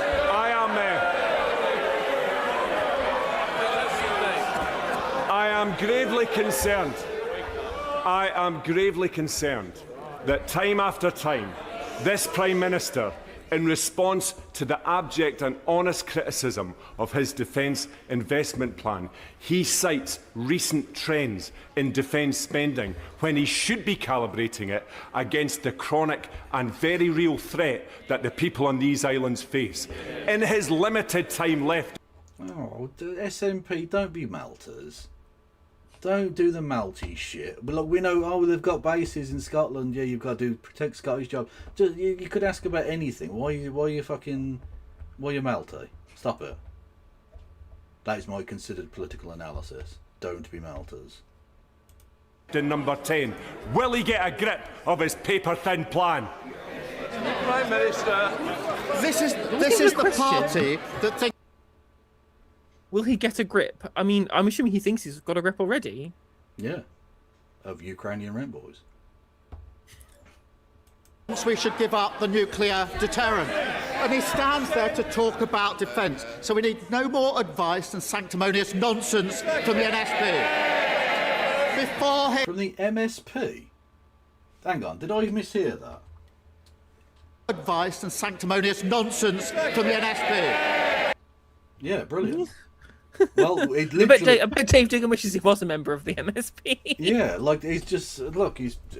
Keith Bott is malfunctioning. Send him back to the factory and have him scrapped. Speaking of scrapped, do you know in the Thomas the Tank Engine TV show, scrapped is a euphemism for executed? Well, yeah, because it has to be, yeah. Yeah, and the fact that and there's a really great video by Tom Scar on this topic. The reason why there's all of these like steam engines on this island off the coast of like Cumbria, wherever it is, right, is because on the mainland of the United Kingdom they've all been genocided. What the fuck are you talking about now? But then in Thomas the Tank Engine, there is it's canon. It's No, canon. it The British isn't. state, the British state genocided the steam engines. No, it isn't. This is some weird internet shit. Stop messing with my childhood. I swear this is true. No, I it swear this isn't. is true. No, it isn't. I swear No, it this is isn't. true. No. It's No. canon. It's canon. It isn't. It isn't. You're lying to me. Shut the fuck up. Shut up. Jesus Christ. You can't have anything nice in this world, can we? Yeah, but that's a train genocide. Sorry, you accept that. Don't be a train genocide denier. I am a trade genocide denier. I'll just say it now, okay? Or he or any of them given any more advice to me or this House, let's have some home truths. Their chief executive has just been jailed for 5 years for embezzlement. They're all pretending they didn't know anything about it. They couldn't even see the motorhome parked in the driveway, apparently. It's a motorhome. It wasn't made of gold. Like, they're a reasonably wealthy family. Having a motorhome is not some crazy, like... like they could probably have afforded that. That wouldn't have seemed unusual. It's not like you went in there and, oh, they've got the Mona Lisa. Like, that would be weird, right? They had a motorhome. They had a fucking Winnebago, mate. Like, yeah, she's on like 80 grand a year or something. Yeah, she can probably afford that. Yeah. And now they're blocking inquiry into the Scottish Parliament. Before they offer any more advice, they should look in the mirror. There's another question, Dave. Thank you. I swear to I'm now gonna have to look into the train genocide, and if this is true and you have ruined my childhood, this is war. Know this. Thank you, Mr. Speaker. In this increasingly dangerous world, the space domain is critical. So I welcome the £3.2 billion set out for space in the Defence Investment Plan. Yes, UK Space Force. The shittest of the Space Forces. Plan refers to Skynet 6A, the first military satellite to be designed, manufactured, and... We're just going to have a fucking G4S, like, building site on Mars. That's going to be our space contribution, isn't it? tested completely in the UK, beginning at Airbus in my constituency of Stevenage and supporting 3,000 jobs across the country. So, does the Prime Minister agree that we must develop both the UK's sovereign capability in space and the British jobs that already power it? Prime Minister. Can I thank him? And our commitment to space in the Defence Investment Plan reflects how we're preparing our armed forces for the conflicts of the future. And when I see from the aliens, apprentices working in our defence industries, I see this investment creating the more opportunities, including those in many of our constituencies, including his. It underlines exactly what our investment delivers, Mr. Is that true? Hang on, this is an amazing stat if it's true. 80% of glass that is currently in space was manufactured in Wales. Is that correct? Really? Is there a special space glass place in Wales or something? That's impressive if so. Yeah, I don't know. That's just something the person in chat said, but they could have made that up, but I'm going to go with it being true. Do you know what? My favourite glass fact. Go on. So do you know there's a very, very famous story about how in East Germany, because they didn't have to care about cyclical consumption, they made shatterproof glassware. Yes. So that pubs and bars and stuff like that could have glasses that never needed replacing because they had a chemically hardened glass that they used. Like the story goes, like the urban legend on this is that they invented it. Well, no, this was technology stolen from well, that's not reappropriated, right? Like in steel technology, they used the same chemical hardening process, right, where you replace like sodium ions with potassium ions, whatever, something like that, in the glass to make it like chemically strengthened. That was originally developed by an American capitalist company, right? Specifically to be used to be marketed for car windshields, because the extra strength would protect people, and it never sold because protecting people makes less money than having cheap windshields on cars. Yeah, exactly. Yeah. Which is crazy to say such a thing. And then so that technology just lay dormant, and it got expanded on by universities in America until getting picked up by the East German government to make shatterproof pub glasses, which is quite funny. And now that's the same technology that goes in Gorilla Glass in your phone screen. Well, apparently it is true. Did you know more than 80% of all glass used in space was made in, oh my god, Bodel Widan, possibly? For the last 50 years, Exilatas in Sir Dinbach have supplied NASA and the European Space Agency with space-qualified glass used on space vehicles and over 3,000 satellites. There you go. Apparently Wales does make lots of glass for space. There you go. Incredible scenes. You'll have to see it. Yeah, well done. Speaker, that's 60,000 new jobs, investing in British skills, promoting our brilliant industries abroad and driving growth in the UK. Taylor. Oh God, is it really? Oh, I just looked this shit up. It turns out the Fat Controller is basically Oscar Schindler for trains. Why do you people have to kill my childhood like this? I mean, literally, like he will threaten people with execution unless they can prove that they're useful to the economy. Oh, so he's literally a Nazi. Yeah. Unless you're a really useful engine, i.e., you can prove that you're good at doing the economy, the economy of the railways, right? Unless you can prove that you're really useful, you will be scrapped, i.e., executed. So unless you're an engine worthy of life. Unless you can contribute to the Volk. Oh no! Railways. Yeah, and so what happened? Well, apparently, so the story goes, the steam engines obviously were replaced with electric engines in the UK, where they were phased out. Basically, the guy who wrote the original story, Reverend W. Awdry, was so against the phasing out of steam trains because he just liked them, I guess. The Thomas Tank Engine was written specifically as a place where the electric engines never took over, right? But when you realise that being scrapped and replaced means being executed, you realise that, there was just a train genocide. Oh, no. Oh, I'm really bummed out now. There'll be the third episode of the show. They literally imprison a train in a tunnel. Yeah, they do. I always thought that was weird. Yeah, they brick up the tunnel. I always thought that was a bit mental. They literally lock him up for I don't know, for making a joke or whatever. Yeah, so he gets solitary confinement for telling a joke that the fat commandant didn't like. gets put in train C-cot. Oh no. Oh Jesus Christ. Oh.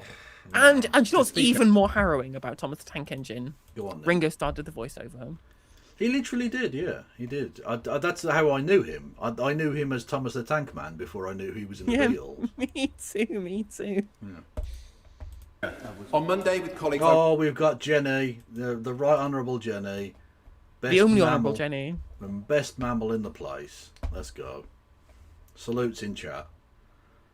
So now I'm just thinking of jokes like fucking Untersturmbannführer Controller, you know.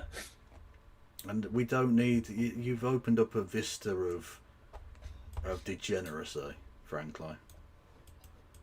I wrote to the Health Minister following the news that women's health and maternity services may be relocated away from St Helier Hospital due to building safety concerns. Yesterday, we heard Baroness Amos's review state that poorly maintained buildings affect how safe people feel, how effectively staff can work, whether care can be delivered in a way that is private, respectful and reliable. It has been reported today that DHSC's capital budget will be cut by more than £500 million over this Parliament to fund the DIP, which puts the new hospital programme timeline in doubt. So, will the Prime Minister arrange for the Health Secretary to visit St Helier Hospital with me to see its condition and hopefully agree to bring forward the build of the new Sutton Sech, build it today, not in 2034, to ensure safe and modern healthcare and maternity facilities for my constituents? Prime Minister. Well, in relation to his hospital, he knows that those decisions are taken at a local level based on expert advice. We are committed to prioritising women's health as we reform the NHS, including through our women's health strategy. In his area alone, we're investing £57 million to transform care. That's money that we provided at the budget. He actually voted against it, along with the rest of the Lib Dems at the budget. Yeah, because your budget was shite in a number of ways. By the way, I said salutes for Jenny, and I got no salutes. And I'll be honest with you, chat. You want these fucking hands? Because this is how you get them. I clearly I need to make a train dog emo, given that we just talked about trains and then dogs. Oh, true, but now I'm just thinking of dog genocide. This is terrible. Oh, no.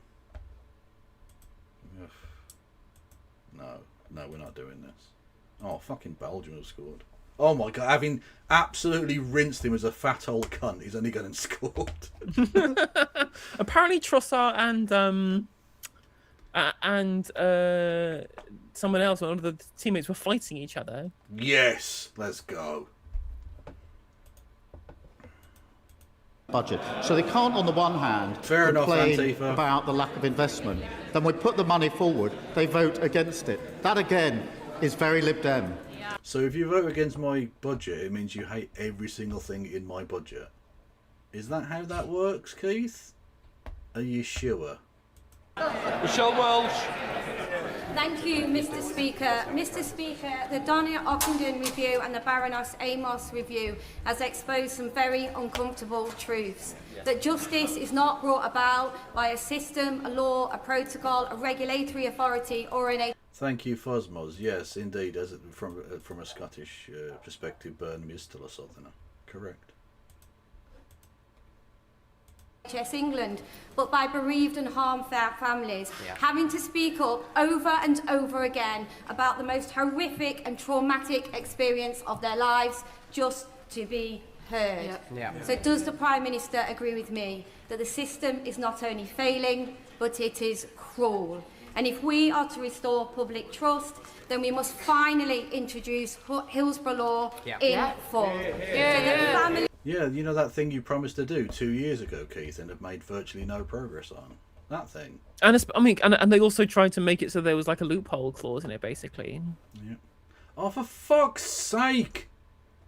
Belgium have just equalised. Is it Lukaku against Tielemans? Oh, there you go. At least means by the time we finish the stream, there'll still be some football to watch. I preferred Belgium to just be going home. I mean, me too. Families can get the justice and accountability they need and deserve.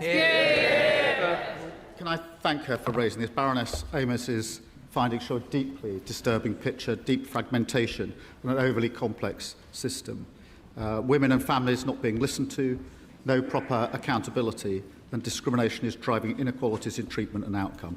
We will deliver the change that is needed. We will look at the urgent recommendations and deliver those of Baroness Amos, as well as those of Donna Ockenden. And can I thank her for leading from the front as the first maternity advisor, working with families and the NHS. Also, what's the point in asking him about passing legislation when he literally can't do that now? Like, they're about to go on summer recess, and he won't be Prime Minister within, 3 weeks?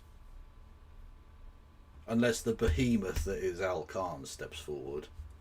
I mean, it would be hilarious if he got the nominations. It would be very, very, very funny if Al Khan's got the nominations. He definitely won't. But it would be funny if he did. I mean, it is... I don't know if you've seen this, Kevin. A lot of Starmerites are really mad about the fact that there's going to be no leadership contest and that Andy Burnham is going to be coronated. Like, first of all, they're calling this some kind of, MPs-backed coup. I saw one post on Threads where somebody said they didn't know why Andy Burnham was being installed as Prime Minister. And in the comments, the Starmerites blamed Israel, they blamed Donald Trump, they blamed Tony Blair, and also Momentum. So hang on, I'm interested in the Israel one. Why would Israel do that? I mean, it doesn't make any sense. But again, these It people doesn't, just yeah. can't accept these people can't accept the reality that Keir Starmer stepped down because he sucks. He's a really, Well, not really just that, but, bad like, prime minister. When they talk about an MP-led coup, that's called living in a parliamentary democracy. That is how this works. It's I mean, not a literally coup. true. It's not armed. I mean, they did technically. They didn't even vote, but he knew he would lose the vote, so he's just stepped aside. That's how it like works. these Starmerites are so convinced that Keir Starmer is the second coming and that he can do no wrong, and that all of the approval polls that show him as the most hated prime minister of all time are all just fake, or like somehow have been manipulated by Nadeem Zahawi at YouGov, even though all of the companies show that it's the case. Every MP in campaign of the Labour Party said that on the doorstep Starmer's name kept coming up negatively, right? And I'm just like, the fact that there are people out there trying to say that this was Blair in Israel, and other people trying to say that it was the Corbynites trying to reclaim the party, even though Andy Burnham is literally a Blairite, like none of this makes any sense There at are all. no But again, Corbynites left. but they're literally all lost in the sauce at this point. And of course, they are refusing to notice that the reason why there is no contender to replace Keir Starmer is because he was to challenge Andy Burnham. Is because Keir Starmer changed the threshold for MP nominations from 10% to 20%. So the Starmers only have themselves to blame. Indeed. He's not the second coming. The only second coming happens when he's with two Ukrainians.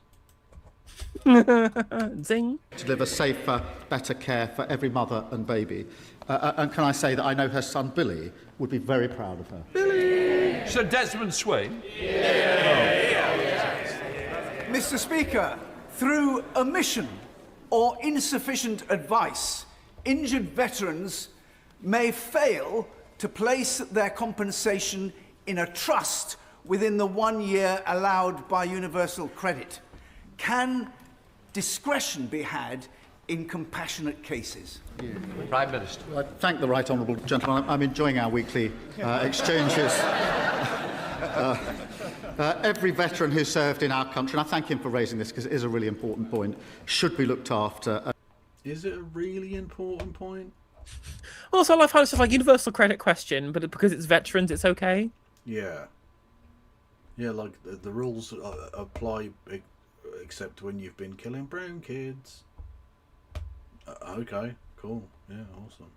And better able to access any compensation they're entitled to.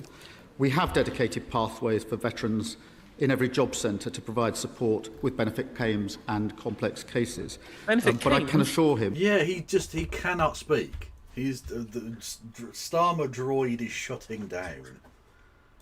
Yep. And reassure him that anyone coming forward will get tailored support and we'll seek to resolve any issues swiftly and fairly to see whether we can improve on that. If he's got any specific cases or what did he say there? I don't know, but it sounded foreign. Whatever it was. That anyone coming forward will get tailored support and we'll seek to resolve any issues. Seek. Seek. I'm going to seek. Swiftly and fairly to see whether we can improve on that. If he's got any specific cases, or other members have, if he could pass, or others pass the details to us, we will look at them. I noticed that BBC reported his question last week, him saying it would almost certainly be his last to me as Prime Minister. A reminder, you shouldn't always believe everything you read in the news. I look forward to seeing him at the same place, same time next week. Catherine West. Mr. Speaker, could I thank the Prime Minister for his calm and authoritative leadership in international affairs? And could You wanted him to resign. You were literally the person that started all of this. Yeah. I remember when you were very briefly a newsworthy individual.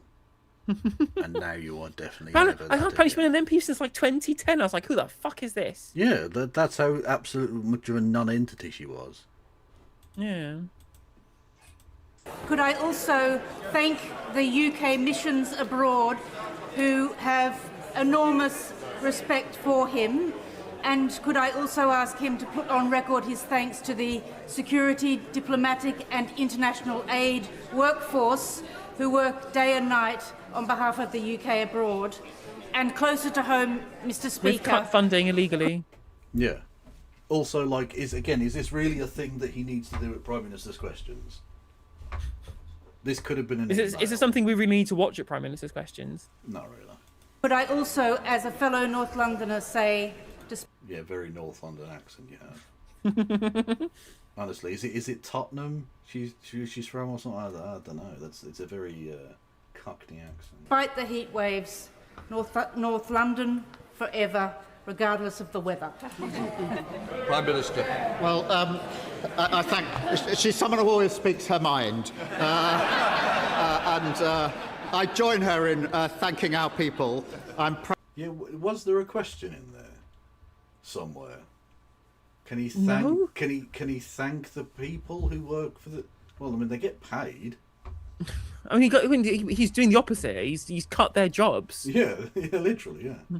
But yeah, look, they went from 0.7% to 0.2% was the funding for international aid, right? He more than cut it by more than 2/3 the overall budget. So clearly he fucking hates them again, and he cut this illegally. Yep. Proud that during my tenure we've delivered 5 major trade deals. Is anyone interesting? Oh, little fucking child to work day. Yeah, okay. If you want to, yeah, we can stick around for the fetus. Yeah. Led the coalition of the willing to support Ukraine and strengthened the NATO alliance, built stronger partnerships with the EU, and kept us out of the war in Iran. And can I thank her for her contribution that she made as Foreign Office Minister? Joshua Reynolds. Speaker. Yesterday, the Prime Minister visited Maidenhead to announce his new defence investment plan. However, as we now know, he's leading it to his successor to decide how to fund the majority of it. We cannot fund our armed forces. See, this is why you were bought the bad ones. I'm just saying. The white ones. Yeah. Without growth, and we cannot get growth in Britain. Well, to be fair, Sarah Poaching's the worst example behind, but you know.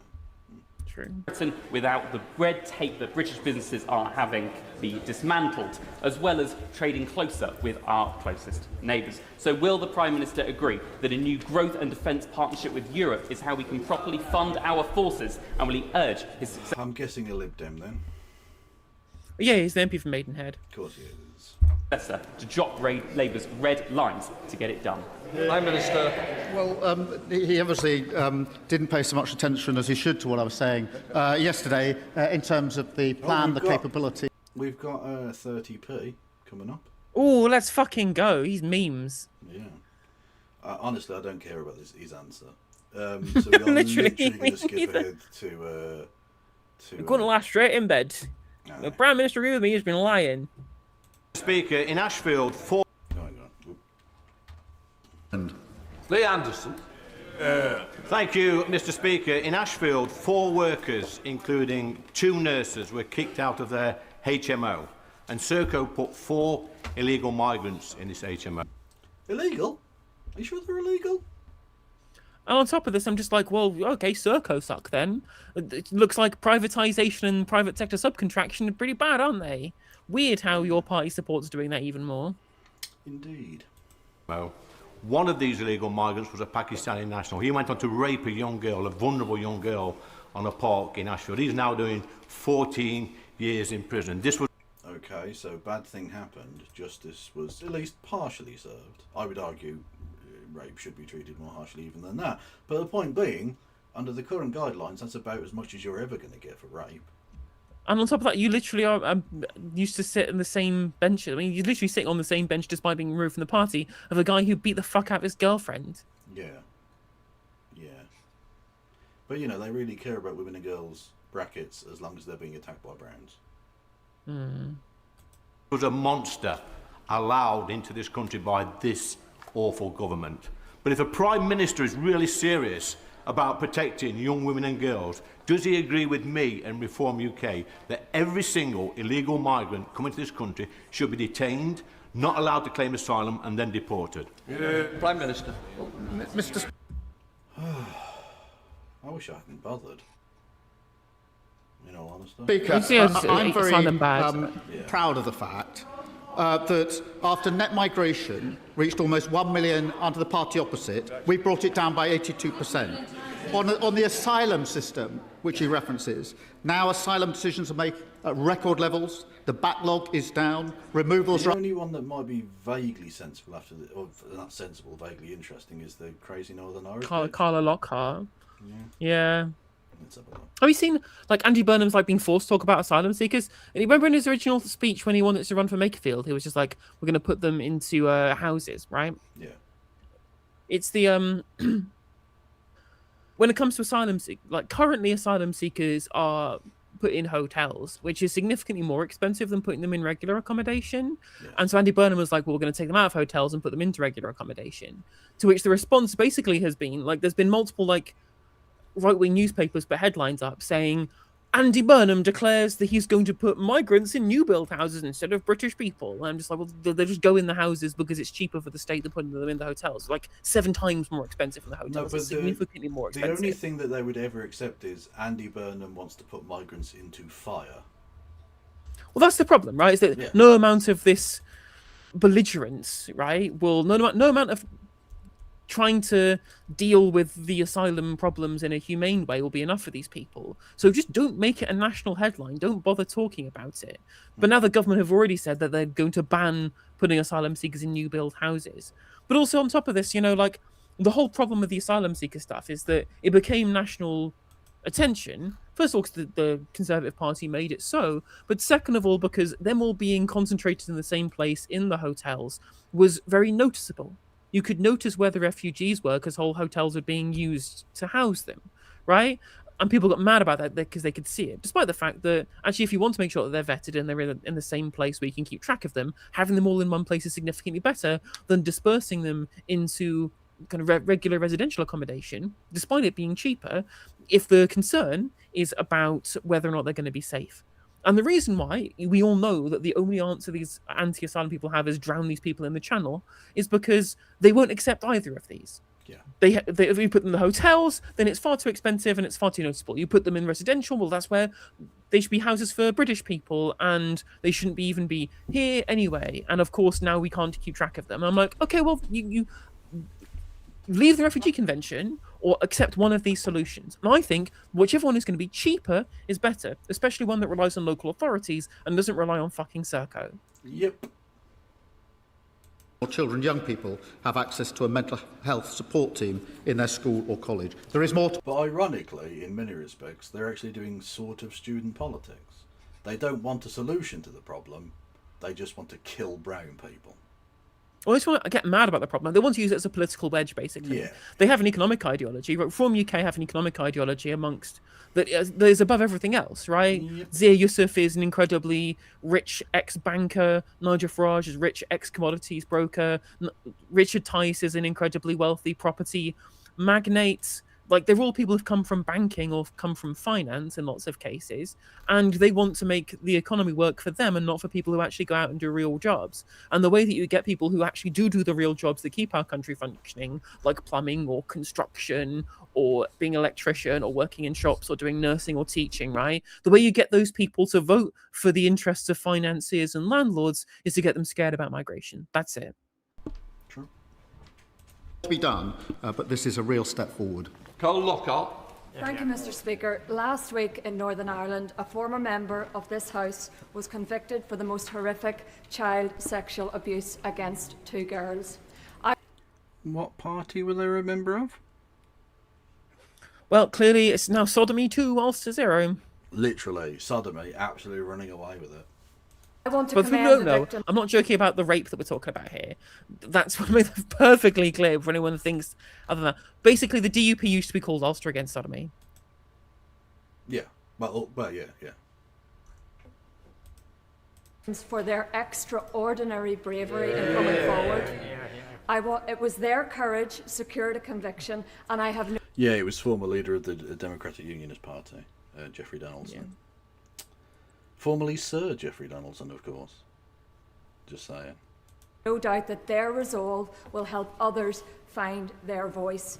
No matter an abuser's power or status, there can be no hiding place for someone who would take the safety or would steal the innocence of young children. So you agree that we should probably extradite members of the royal family for crimes like that, then? Which is interesting for a royalist. Just saying. The DUP Republicans? Question mark. Mr. Speaker, thousands of vulnerable young women in Rotherham, Oldham and across the UK were subjected to organised child sexual abuse and exploitation. So the story is, white man does evil shit for decades, and now let's My bash boss, my former boss. Yeah, let's bash some Browns now. Awesome. In many cases, it was Pakistani heritage grooming gangs responsible, while institutions looked the other way. Before leaving office, the Prime Minister has the ability and opportunity to leave a legacy. Will he ensure that the promised statutory rape gang inquiry is delivered so the truth can finally be told, and that those responsible...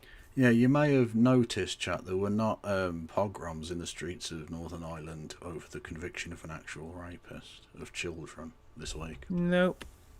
Just a thought. Responsible are held to account, and that no child And it's also safety funny. is ever... And it's also funny that all of the fucking pogroms were done by unionists. All of them. Every single one. All of them. Yeah. sacrificed ever again for racial sensitivities. Minister.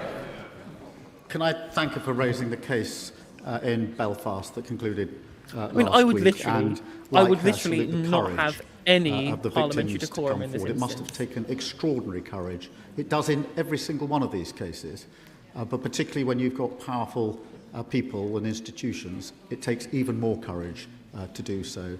And so we salute them for their own acts, but also because it will, I hope, have helped others to see that if you do come forward, you will be believed. Except many of them weren't and still aren't. Like, you're just, the thing you are saying here is incorrect. I would like it to be correct. In a just world it would be. It is not. And justice can be done, notwithstanding the difficulties. On grooming, we have set up the inquiry, and it's very important it goes wherever the evidence should take it, and that's an absolute guiding principle of the inquiry. Final question. Also, yeah, it would have more weight behind it if he wasn't, like, friend of Yum Yum. I mean, like, yeah, like, again, it's if you're so... I don't think anything will ever tarnish Keir Starmer's legacy more than continually, like, running on the idea of being the Prime Minister that cares the most about violence against women and girls, and then appointing the best pal of Jeffrey Epstein. It's never going to live it down. No, and neither should he, frankly. No, absolutely not. Absolutely not. Anyway, yeah, that's it. There was another, Yeah, that is another, it. another There's no news today, was there? There's no news. People talk about defence spending. Well, I was talking about a different kind of defence. England's shit defence. Yeah, Esri Konza being bad. Actually, Esri Konza isn't really the problem, but Jed Spence, if he wears an England shirt ever again, will be disappointing to me. Okay, who shall I go over to on YouTube? The only person that's going is you, and you're about to stop, so... oh no, my left eye's going. There was just like no news today. I'm trying to think of other things we could talk about. There was like a study that showed that bi people are left wing. Wow, okay. You have found another thing that is also like... I've already rated out. What? Oh no, that was fun. I'm just about to read out as well. I was just saying there's nothing else to talk about. Oh yeah, there isn't. No. Yeah. No, literally, the gay people are left wing. There's the other news from today. Wow. Yeah, exact groundbreaking. Who could have seen that? Who could have seen that coming? Exactly. Well, that's just an age thing as well. Like, young people are more likely to be gay and therefore more likely to be left wing. Simple stuff. Be young, left, and gay. The best you can be. Yeah, there's a really great meme which is like old people mad at young people for doing everything we were told and then not accepting crappy jobs and a crappy economy and then go, how you people are overeducated and over gay. Exactly. Whereas what I would say is the older people are undereducated and under gay. So true. And with that, I bid you all adieu. Good night. Free Palestine. Bye.